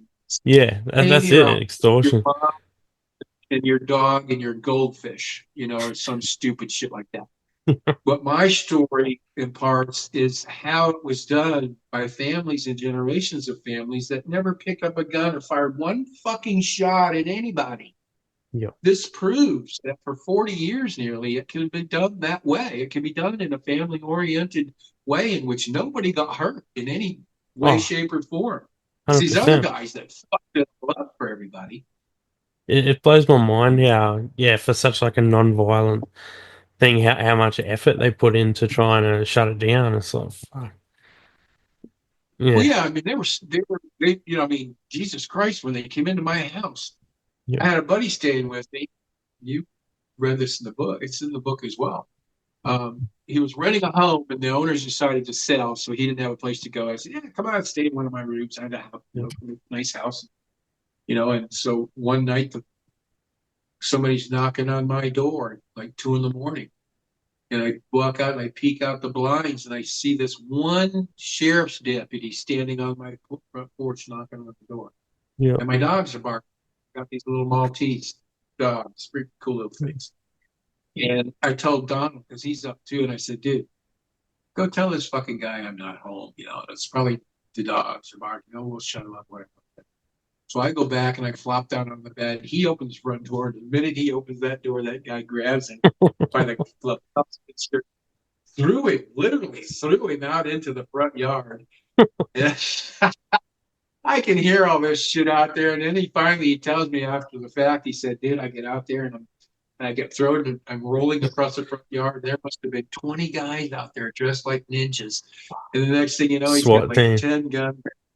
He's got like 10 gun girls against his fucking head like this. And the front door is wide open, and I'm back there in my bedroom, and I hear this guy yell, and I can hear Donald in the front. He's going, "Oh yeah, he's in there." Yeah. I'm thinking, thanks, bro. Got him. Thanks, Donald. So Yeah. here they come. They come to the house, and I'm in my bed. I got my fucking underwear. I got my tiny whiteies. Yeah. I see down the hallway. I look out my bedroom window. I see his flashlight shit going all over the walls and stuff, And I finally lean over like this, and I look down the hall, and that guy hit me right in the eye with a light. I said, "Get that fucking light out of my eyes!" And the guy, I remember. "You Tim McBride." I said, "Fuck yeah!" And he says, "Get on the floor, on your knees, your hands behind your head." I'm down, boom, I'm down like this. The next thing you know, there are 5 of them. I'm already down. 5 of them tackled me. Oh, no. And I got guns. I could feel the cold steel all over me. Yeah, they fucking handcuffed me. They dragged me out into my living room and shit like I was goddamn Scarface, for fuck's sake. This is what we're talking about. That's Them not bullshit. understanding the reality of the situation. They're treating me like I'm goddamn, El Chapo or some fucking buddy. Nobody Yeah. knew who that was at that time, but Yeah. anyway. I think I'm not fucking ridiculous, So I'm sitting there and they're doing their thing. They do their clear of the house, make sure nobody else is there, and they're bullshit. Stand me up, start to walk me out of the door, and I'm like, hey, how about I get some fucking clothes, And when the guy shows up, he goes, I said, well, just take me back where you tackled my ass and let me get some clothes and we'll get out of here. And he goes, no, you just sit your ass there on the couch and you tell me where your clothes are, I'll go get them. And I said, okay.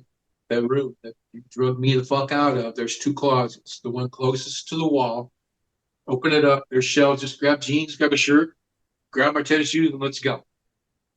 He was back there 5 seconds, and he goes, Jesus Christ! And I said, wrong closet.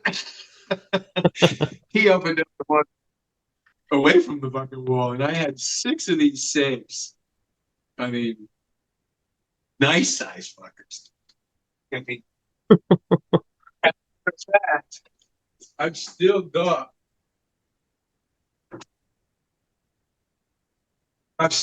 one of them left. Holy shit. I had 6 of those all stacked up in my closet. And he comes back out and he goes, what do you got in those safes back there? And I said, well, show me the warrant that says you can open that shit up. Yeah. I'll show you. So he says, they didn't have that. And I knew that. So they got my clothes, drug my ass out of there. And when I got to the phone, the first thing I did to make my one call wasn't call my attorney. It was call my fucking brother to go over the house and get that shit out of there. Because now they're curious. They want to know what's in there. I had $6.5 million in those Holy safes. shit. So just my packed brother with went and cash. yeah. Man, And that's that was only a piece of it. The rest of it was in the attic. They didn't know that. They hadn't got there yet.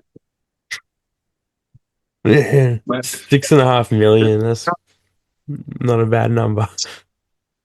yeah, no, that's just how I grew up, man. And the money was great and all. I mean, it was fun, Yeah. but it was, it had, like I said, the spending of it, there were limitations. Yeah. Yeah. I could go out of the country. I had a house in the Bahamas that was given to me. You read that part of the book. Yeah. Counting the money.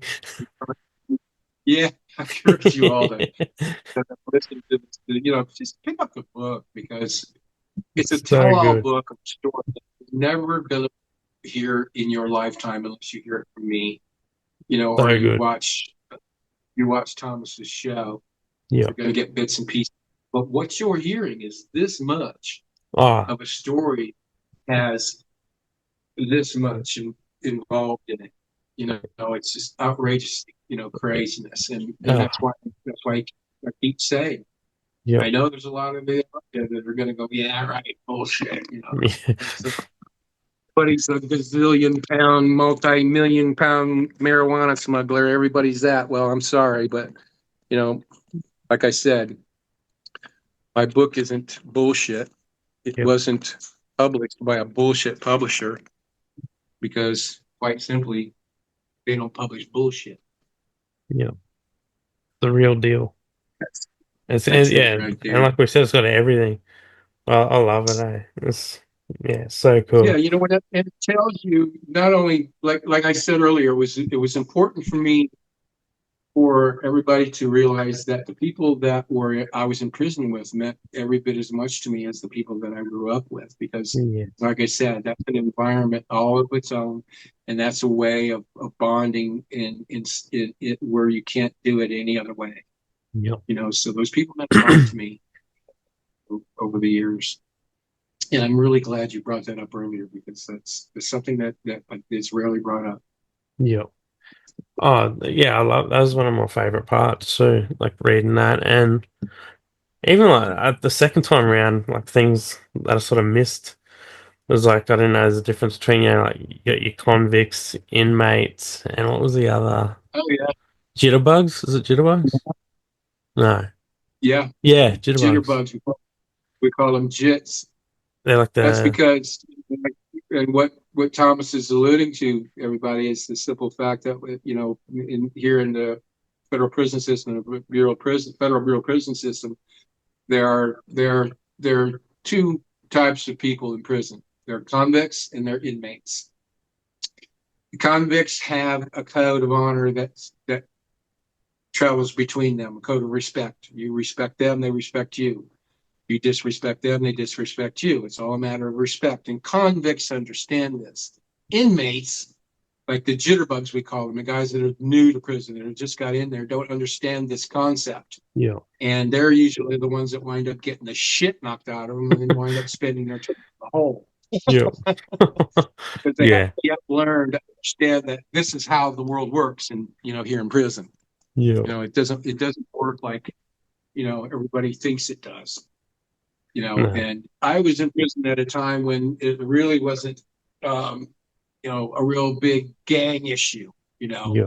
There was divisions in ethnicity, of course, blacks, whites, but Spanish and that like that. But we all kind of got along, because of the Yeah. convict respect thing. You respect me, I respect you. As long as you don't disrespect somebody, you're okay. Yeah. Plus, in my, in my case, I was always rather fond of working out and stuff like that. So in prison, you obviously have a lot of time to do, nothing. So But you're really like fit. I spent my time on the weight pile. I Yeah. was 4 or 5 hours a day on the weight pile, 5 days a week. And then Saturdays and Sundays, I would play racquetball for 12, 14 hours. Yeah. So you're always doing something. Yeah, the advantage to that, not only does that keep your mind busy and it becomes part of a routine, because routine is something that you absolutely must have in prison. Routine. Yeah. Everything becomes regimented and routine because your life is their routine.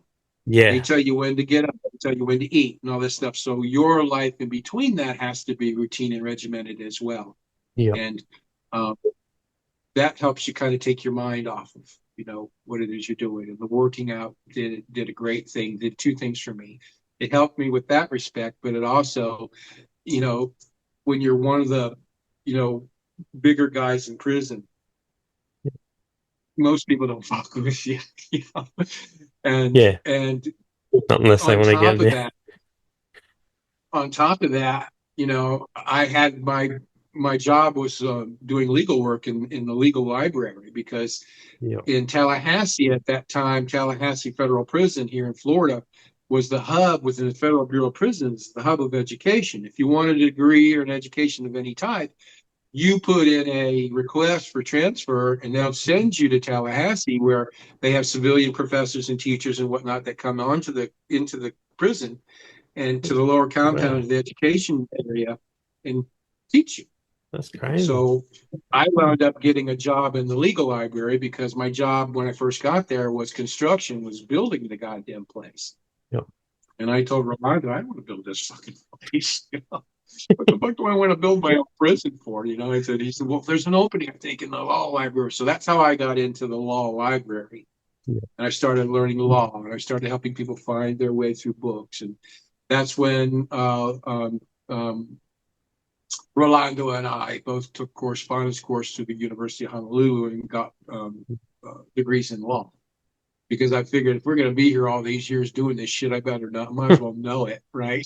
Yeah. Well, I love how it came down to language too in the end. That, like, you finding that the word that got your sentence reduced, cooperate. Yeah. I thought that was came awesome. a little while later. That came a little while later. Yeah. Now that was I think the biggest turning point in the whole story with regards to my going to prison for life, and one all word turning around just by the definition of a single word. That's insane. And that came right, not too shortly after. Of course, I was really good at doing divorces for guys, because there were a lot of guys getting divorced. Wow. Because they had so much time to look forward to that they didn't want to burden their wives and their children, their families, or whatever like that, by still being married and thinking you need to hang on to me. Because I'm in a prison where guys are doing. Dennis, the guy that I went down to meet, the librarian, Dennis Lehman, he was in for 28 fucking years when I met him. He was already been there. So that's when you finally realize, and your ass goes, and you realize that, you can be here for the rest of your life, dude. No doubt about it. It's that's when reality, long time. When reality sets in, and then we go into what you were talking about. Yeah. And that's the whole thing. Falling back on, on the word rehabilitation. If you choose to be rehabilitated, you can do it. You can, and that's what I chose to do. And it didn't come along the lines of what, quote unquote rehabilitation. It Yep. was just something to keep my mind occupied and something that I was really passionate about. I was interested in learning, Yeah. so I Well, took it all on like that. it's yeah, I love how another point I sort of put together this time, and I want to ask you for some what advice you would give someone, because I've seen that you end up becoming a leader, like a manager, with the when the old guys went away, and you sort of started running the crews, and then when you get Right. out, you also quickly rose within the construction. So you've obviously got like this quality where you can just bring people together as well. Right. So I wanted to It's, ask you about it's, it, that. I'm glad. That's another thing too that I'm glad you picked up on, because that was, it was written in that way intentionally, because I found myself being able to coordinate, handle, and manage hundreds of guys, and hundreds of people. But of course, I had individuals beneath me to delegate some things too. Yep. But being the guy that holds the responsibility for multi-million-dollar fucking loads of shit, Yep. um, translated over into, when I got out, as to being a superintendent or a labor foreman running a crew, and Yeah. then ultimately becoming the superintendent for the construction side of this guy's business, and tripling his business, and ultimately winding up working almost 80 people, 80 guys in heavy equipment, because that's what I knew how to do. Yep. And it's funny, it's cool how you picked that out, man. Yeah. I But really wanted to bring it up. seldom, rarely. It's the first time I think that's ever come up. Yeah. Yeah. So I No. was good at that. If anything, I was good at managing people. Yeah. What advice would you give to someone who wants to, manage people, I guess, or get into, have a go, Well, whatever they want to do.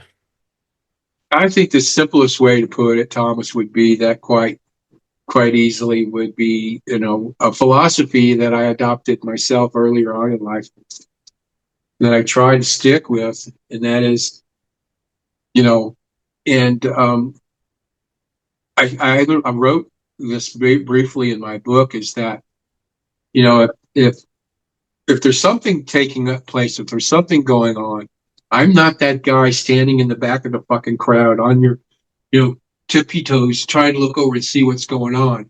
I'm that guy elbowing his way to the fucking front, because if there's some shit going on up there, I want in on it. Yeah. And if they're fighting over some shit that draws a crowd like this, must be worth fighting over. So I want some of that shit. Or Yes. I've always been the kind of guy whereby, if something seemed like it was a good thing to do, or something that was better or interesting or new, I always just went for it, did it, because I never wanted to look back on my life and kick myself in the ass and say, damn, I wish I'd have done that. Yeah. I did. Yeah. So my advice to any of you, would be, you know, just go for it. If it feels right for you at the time, do it. It may not pan out. It may not be your thing ultimately, but at least you're not going to look back and say, I wish I'd have fucking tried it. You Yep. know what I'm saying? Give it a shot. What the fuck? They can't eat you, you know? Yeah, I love that. That's beautiful. Just quick and easy and simple philosophy, that coupled Yep. with the idea of that, don't ever allow anybody to take control of you. And by that, I mean, and this is another philosophy of life that I tried to live by for many, many, many years, and I'm still not that good at it. I'm still practicing. It takes, it'll probably take my lifetime to get anywhere near good at it. And that is to not allow someone to piss me off. You can't piss me off. You can't make me laugh. You can't make me cry. You can't make me anything unless I choose to do it myself. If you make a joke or you say something and you think it's funny and I laugh at it, it's because I chose to laugh at it, not because you made me laugh at it. If that scenario turns around in any way, shape, or form, and now you are in control of me, if you made me laugh, if you pissed me off, now you're in control of me. That's never going to happen. Nobody is ever going to be in control of Tim. And that's a tough philosophy to to adhere to, Ah, because there's so much going on around in people's lives, and you hear so much about road rage and shit like that, which I don't understand. Road rage. You guys deal with road rage there? uh, I think in the cities where I am, it's so quiet, so I've never really see it. Yeah, well, I mean, I'm sure it exists in every corner of the world, but it's one of those things where somebody pisses you off, and you're out here on the highway or the interstate or something, and this fucker pisses you off. Yeah, You're never going to see this guy ever again in your fucking life. yeah, He's going to just keep on going with. So why waste your time and energy on a fool that you're, you know what I'm yeah, saying? yeah, brief I don't get interactions. it. Yeah, So that goes along with the other half of this philosophy, whereby, I mean, don't let people control you in any way, fashion, yeah, form at all. You know, you be the guy in control. See, that was funny. That made me laugh. You didn't make me laugh. That made me laugh. That kind of yeah. thing. But anyways, I like that. Yeah, that's what I would say, Thomas. yeah. Oh, that was perfect. I love that. And It's yeah, always great. It's always great seeing you, man. It's always great being on your show. You're so kick back, laid back, and shit. But I don't know that you get enough accolade or enough appreciation for the thanks. artwork that you do, man. The little background things you do, man. That's pretty cool. That's very Yeah, cool. That's man. and I've not seen that on any other show that I've done, and I've done them all over the world. Yours is unique in that way. Yeah, It's that's what I fun. tried to. Yeah, You might not have 1 billion followers or subscribers, but you're a fun ass guy, and you got some yeah, interesting, subject matter, and some very great people. And one day you'll yeah. have that. Yeah. Keep going, brother. Don't give it up, man, because you're really very good at what you do, and I have fun. Thanks, man. Yeah, I try and do a bit of variety, and I love talking to you. And I could just listen to your stories for days. Uh, so cool. Yeah, I could talk about it for days, but like I said, a lot of it's a lot of it's here we go again. Really, really very fun, because like I said, growing up as a kid in that industry and relying, when the adults aren't afraid of what it is that you're doing, and they don't show, you know, they don't show any apprehension whatsoever. You key off of that, and that's what made it all fun. And that's the reason I can tell these stories in the way in which I do, because that's how I felt when I was living and doing it. I Yeah. was never scared of it, never freaked out about it, because that's the killer. That's the work. That's worse than the cops chasing you. Oh, That's worse than any law enforcement agency in the world. Is your own is your the fear inside you being able to take control. When you're looking around, going, forget. You're worried about boats, and you're worried about getting caught. That's yeah. when you're gonna fuck up and get caught. Just gonna you roll with know it. but if you take it on with the mindset, and knowing that, what, you got it on these bastards, man. They got nothing on you. And these 10,000 islands, dude, fuck them. We used to have guys literally let boats chase them, like I let that Blue Thunder chase me that one night. Yeah.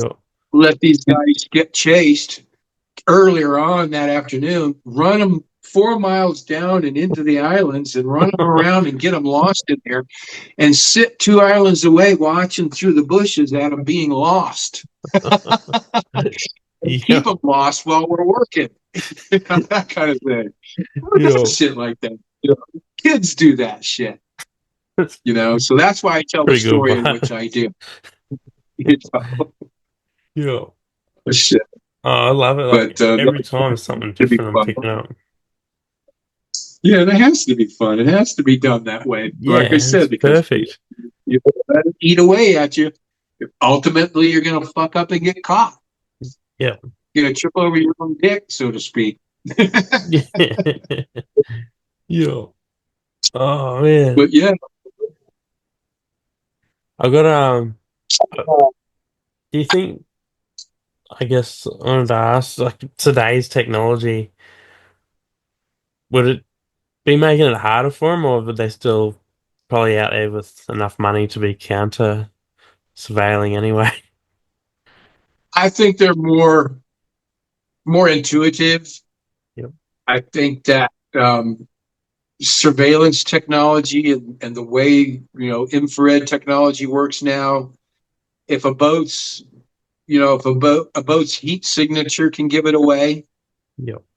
They only have to fly. They can be up there so high you can't see them, and your heat signature of your boat will give you something. Will give you away.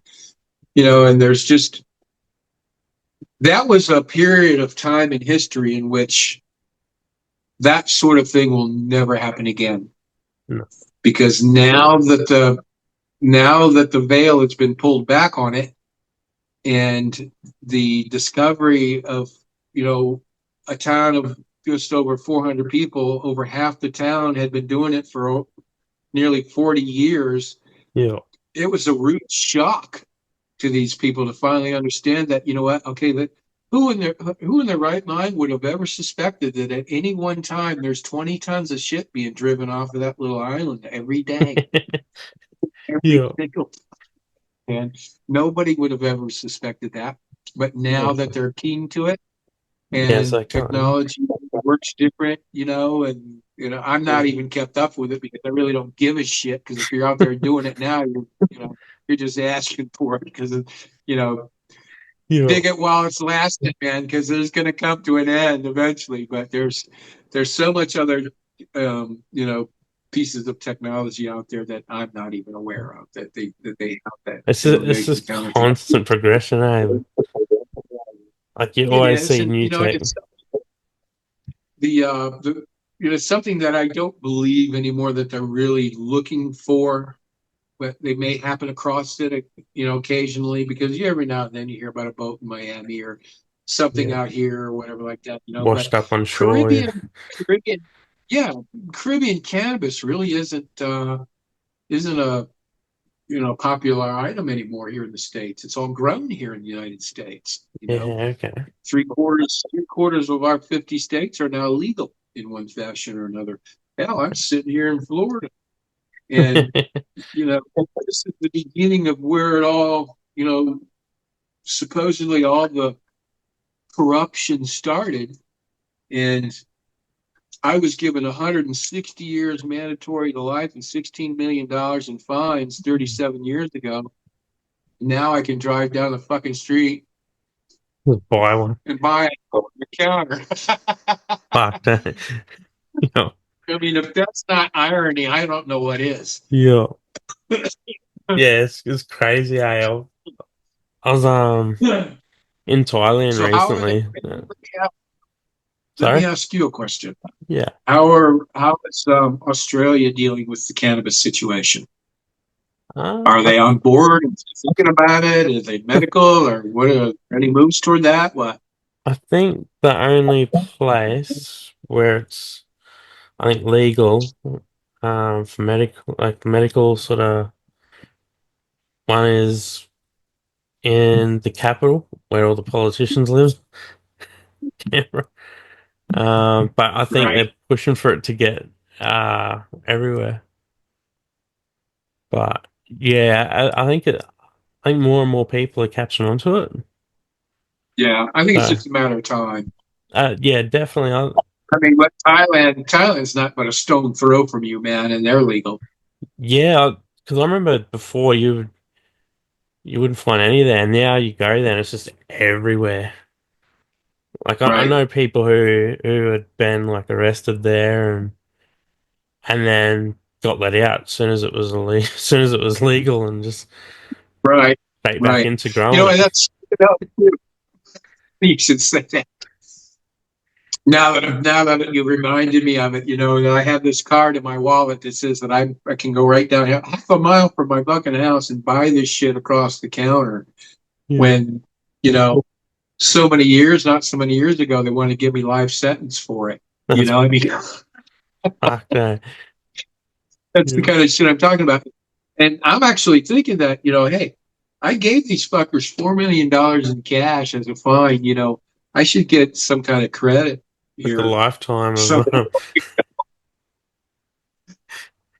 Excuse me one It's second. fun to. But go ahead. Excuse me, everyone. Here you go. Pardon me. That's my granddaughter, Ah, little that's cool. sweetheart. Yeah. Hey. She's hanging out with me all day till mom's working all day today. Yeah. With Granddad. But That's cool. yeah, so that's another thing too. Having gone through that, getting those ridiculous sentences handed to me and all this bullshit. Only to come across the definition of cooperation in the government defense and or the government prosecution, and even defense attorneys dictionary called Black's Legal Dictionary. So when it used to define all legalese here in the United States, I just happened to come across their simple freaking definition of cooperation, which is what everybody was getting out of their sentences for doing, cooperating. Yeah. And you have to read the book to understand that it wasn't just cooperating and ratting out and telling on your friend. What wound up happening was the United States government gave everybody the opportunity to tell them openly and freely everything they knew about what was going on by giving them immunity from prosecution, by holding one count back so they can, give you something. Yeah. But you can openly and freely, with this immunity clause, tell us whatever you know. Yeah. So what wound up happening was, after they started arresting all these people, started out with the younger guys, the kids. You tell a 19-year-old, 20-year-old kid, which is how old most of us were when we learned that we're running boats through the islands for the other guys, for the adults. Yep. You tell these kids, they're, you've got 40 years to life now. No they're going to one's doing start telling you about your grandma, about your grandpa. They're telling about everybody. But, you start doing shit like that, you're freaking these fuckers out. Yep. And that's absolutely what happened. They changed the sentencing guidelines from basically a slap on the wrist to life sentences. And now, there were so many people, so many of us kids involved in doing this. I mean, each crew, there were 5 crews. Every crew had anywhere from 100 to 100 plus people on them that they could depend on and use. That's 500 plus people that you could depend on to keep their fucking trap shut and move stuff. I mean, that was a big deal. Yeah. But once they got the first 38 of us, like it says in that paper in the book, I was one of the first 38. And they knew that because of that, there was, I was considered managerial, and to put together and to use as many crews and as many people as we were using, the operation had to be major. So they did that. They said, look, let's offer immunity so these people can open up and start giving us, I'll crack this thing open and get some names going on here. So everyone that they started indicting was given this opportunity to get cooperation and to get immunity to a certain degree, immunity from prosecution. So they opened up, blah, blah, blah. Didn't matter that a lot of the names and the people were giving were the same names. All that told the United States government was that they're getting all the right people. Yeah. So that being said, backed it up. When it came down to the cooperation part of it. Okay, now that you've cooperated, you can now be sentenced below the mandatory minimum, 10 years to life. They can give you probation and send you home if they want to. This is, the significance of the changing, of their attitude and plea bargaining with this immunity clause. So everybody was taking it. Everybody was getting it, because the guys that already took it and got the immunity and spilled their guts came back out, they're still running free, and they're going to the other guys and said, look, they got your name, they got your name, and they know about you, they're coming for you. So when they get you, take their deal, take their immunity clause, and tell on Jimmy and Teddy and Willie, because they already got him. You can't hurt them. So that was the aha moment when everybody's attorney went, hey, start telling on your buddies. Let's get out of the life sentence. Everyone telling everyone. And that's and basically what the United States attorney, my prosecuting attorney, Susan Daltuga, told me. She says, Timmy, we just wanted to stop. because we're so absolutely tired of messing with it. She says, this is from the United States attorney that's trying to put my ass away for life. And it was working. Yeah. But when it came to a guy like me, they want to know who the Cubans are, who's in Jamaica, who's in South America, who's in Central America. You know, I'm like, fuck you, you Yeah. know, just put a bullet in my head right now and get it over with, you know, because Yeah. Fast track although it. throughout all of those years, you know, not once, only Mm. one time did I ever see a gun. It was never necessary because of the prices that we were buying the shit at was so significant that they could make as much as they wanted to, whatever they wanted to. But you throw one of these fucking guys under the bus, man, they're going to do exactly what they're really very good at. Oh, That's kill yeah. you, your mother, your father, your grandpa, your uncle, your cousins, your dog, your cat, and even the fucking goldfish. So there's no way in hell you get this shit out of me. So I have to take my lumps, you know. And my saving grace was my ability to get that job in the legal library and study law. And from that point on, that's when I discovered what their definition of cooperation was, Yeah. you know, and this is what everybody else was doing, cooperating. So I took their definition of cooperation quite literally and said, look, you wanted to know and you questioned me for months about how it all worked. And I said, I'd be happy to tell you how stupid you are and how it all worked and how we did all of this, but I'm not going to give you any names. Yeah. If you can glean from anything that I'm telling you a name, well, then more fucking power to you, but you ain't getting it from me.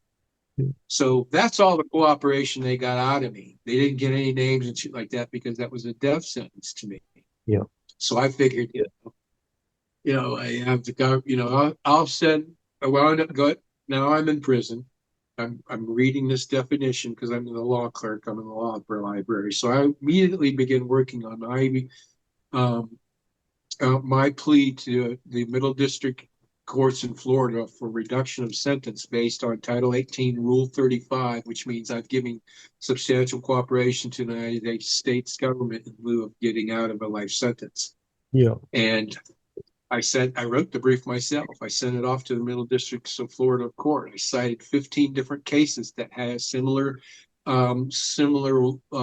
wording in their case law to support my plea, Yeah. and also cited their Black's Legal Dictionary's definition of cooperation, which states simply that if I ask you for something and you give it to me, I have essentially cooperated with you. Well, Yeah. motherfuck me.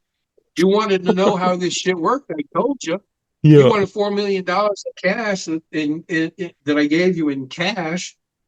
And, well, I think I cooperated according to that Yeah. definition, and somehow it worked. Man, I went from life sentence down to they couldn't give me more than 20 years, but they couldn't give me less than 10. They hit me in the middle of the road.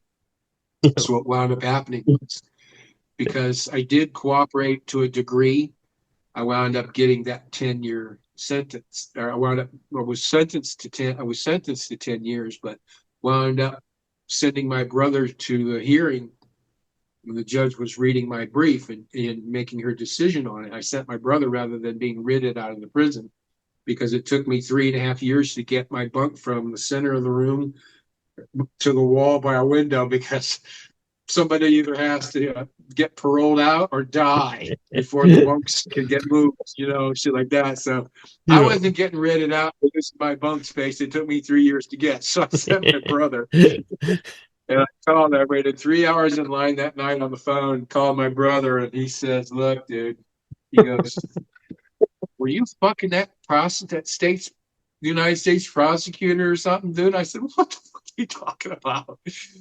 He says, she was talking really well about you, man.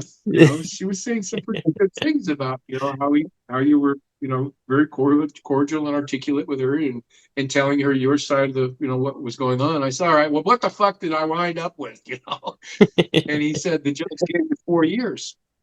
And I said, look, dude, don't stop screwing with me, I said, Tony, what did she give me? What is my sentence? 4 years, 4 fucking years. I'm already in 3.5 now, dude. that phone call, now I'm 6 months from going home. I went, no fucking way. And I fell back because I almost pulled the phone off the wall, man. I would have had 40 convicts on my ass behind me waiting to use it, you know. But that's what she wound up doing. She wound up, conceding and relenting to their own definition. And I got 4 years, and now I'm 6 months short, ready to go home. That's pretty cool. But They use their that's own. that's only a little bit about what you'll read in the book. I mean, there's so much more there.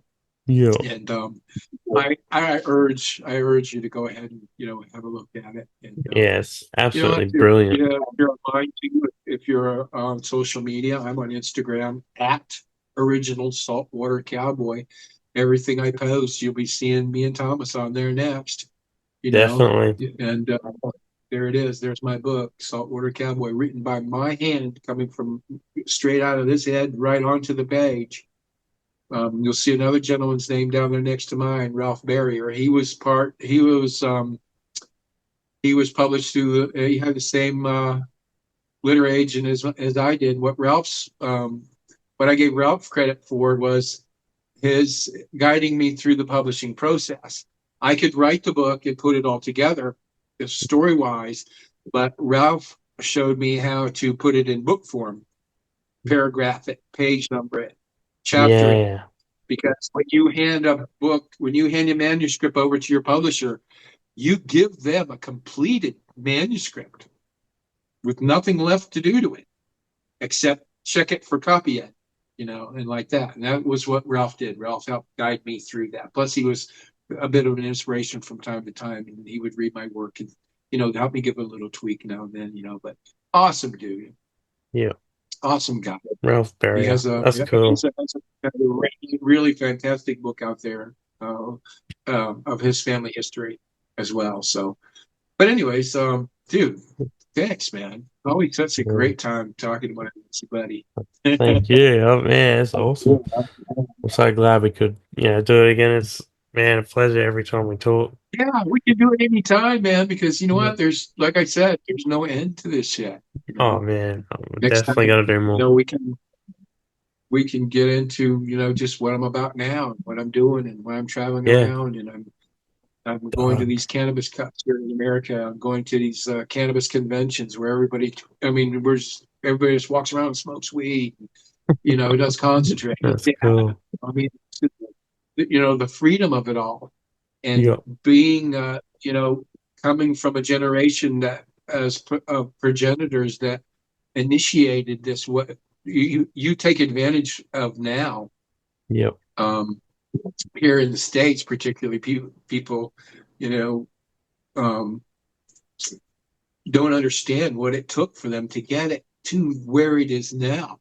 Yeah. It took guys like me and the people that I grew up with in order for you to have what you have now. So it's important for you to understand and learn this. Yeah. And not just these people in the United States, but people all over the world. It's important for them to, to learn this story. It's American history, but it involves, every demographic. It involves every ethnicity, and people from all around the world that have moved to the United States, even during that time, even now, that understand the freedom that they've been given just by my generation coming into these political positions of power and influence that agree with everybody else that it's a waste of fucking time. Well, what are we doing? Why are we wasting, billions of dollars on something that we could be making billions of dollars on instead?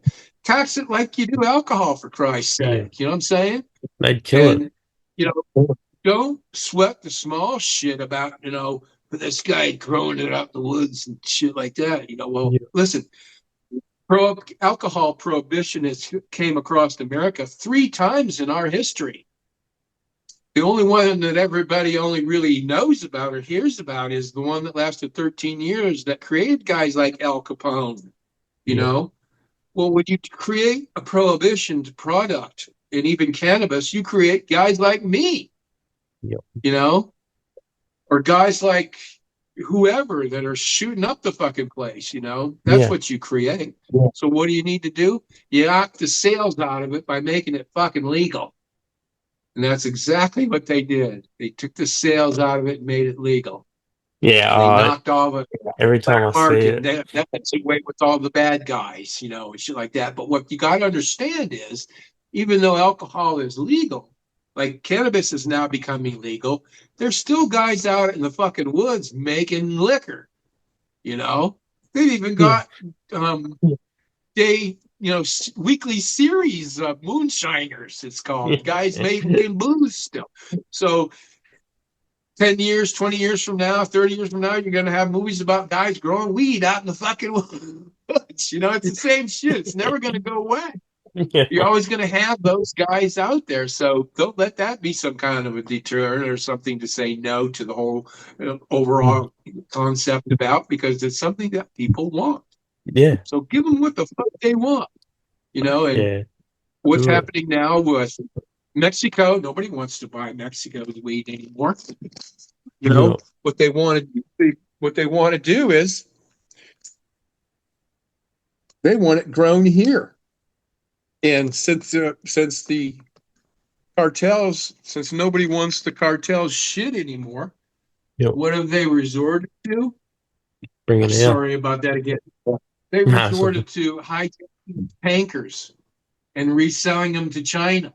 They're tapping Yeah. into their own natural gas lines, their own petroleum lines, and they're stealing gasoline and petroleum and selling it on the Mexican black market because they're trying to find another substitute for the wheat market that they lost, But that only makes things better for us along the Yeah. border, Oh man, but sure. I don't want to get into that border thing because Trump's pissing everybody off with that one, man.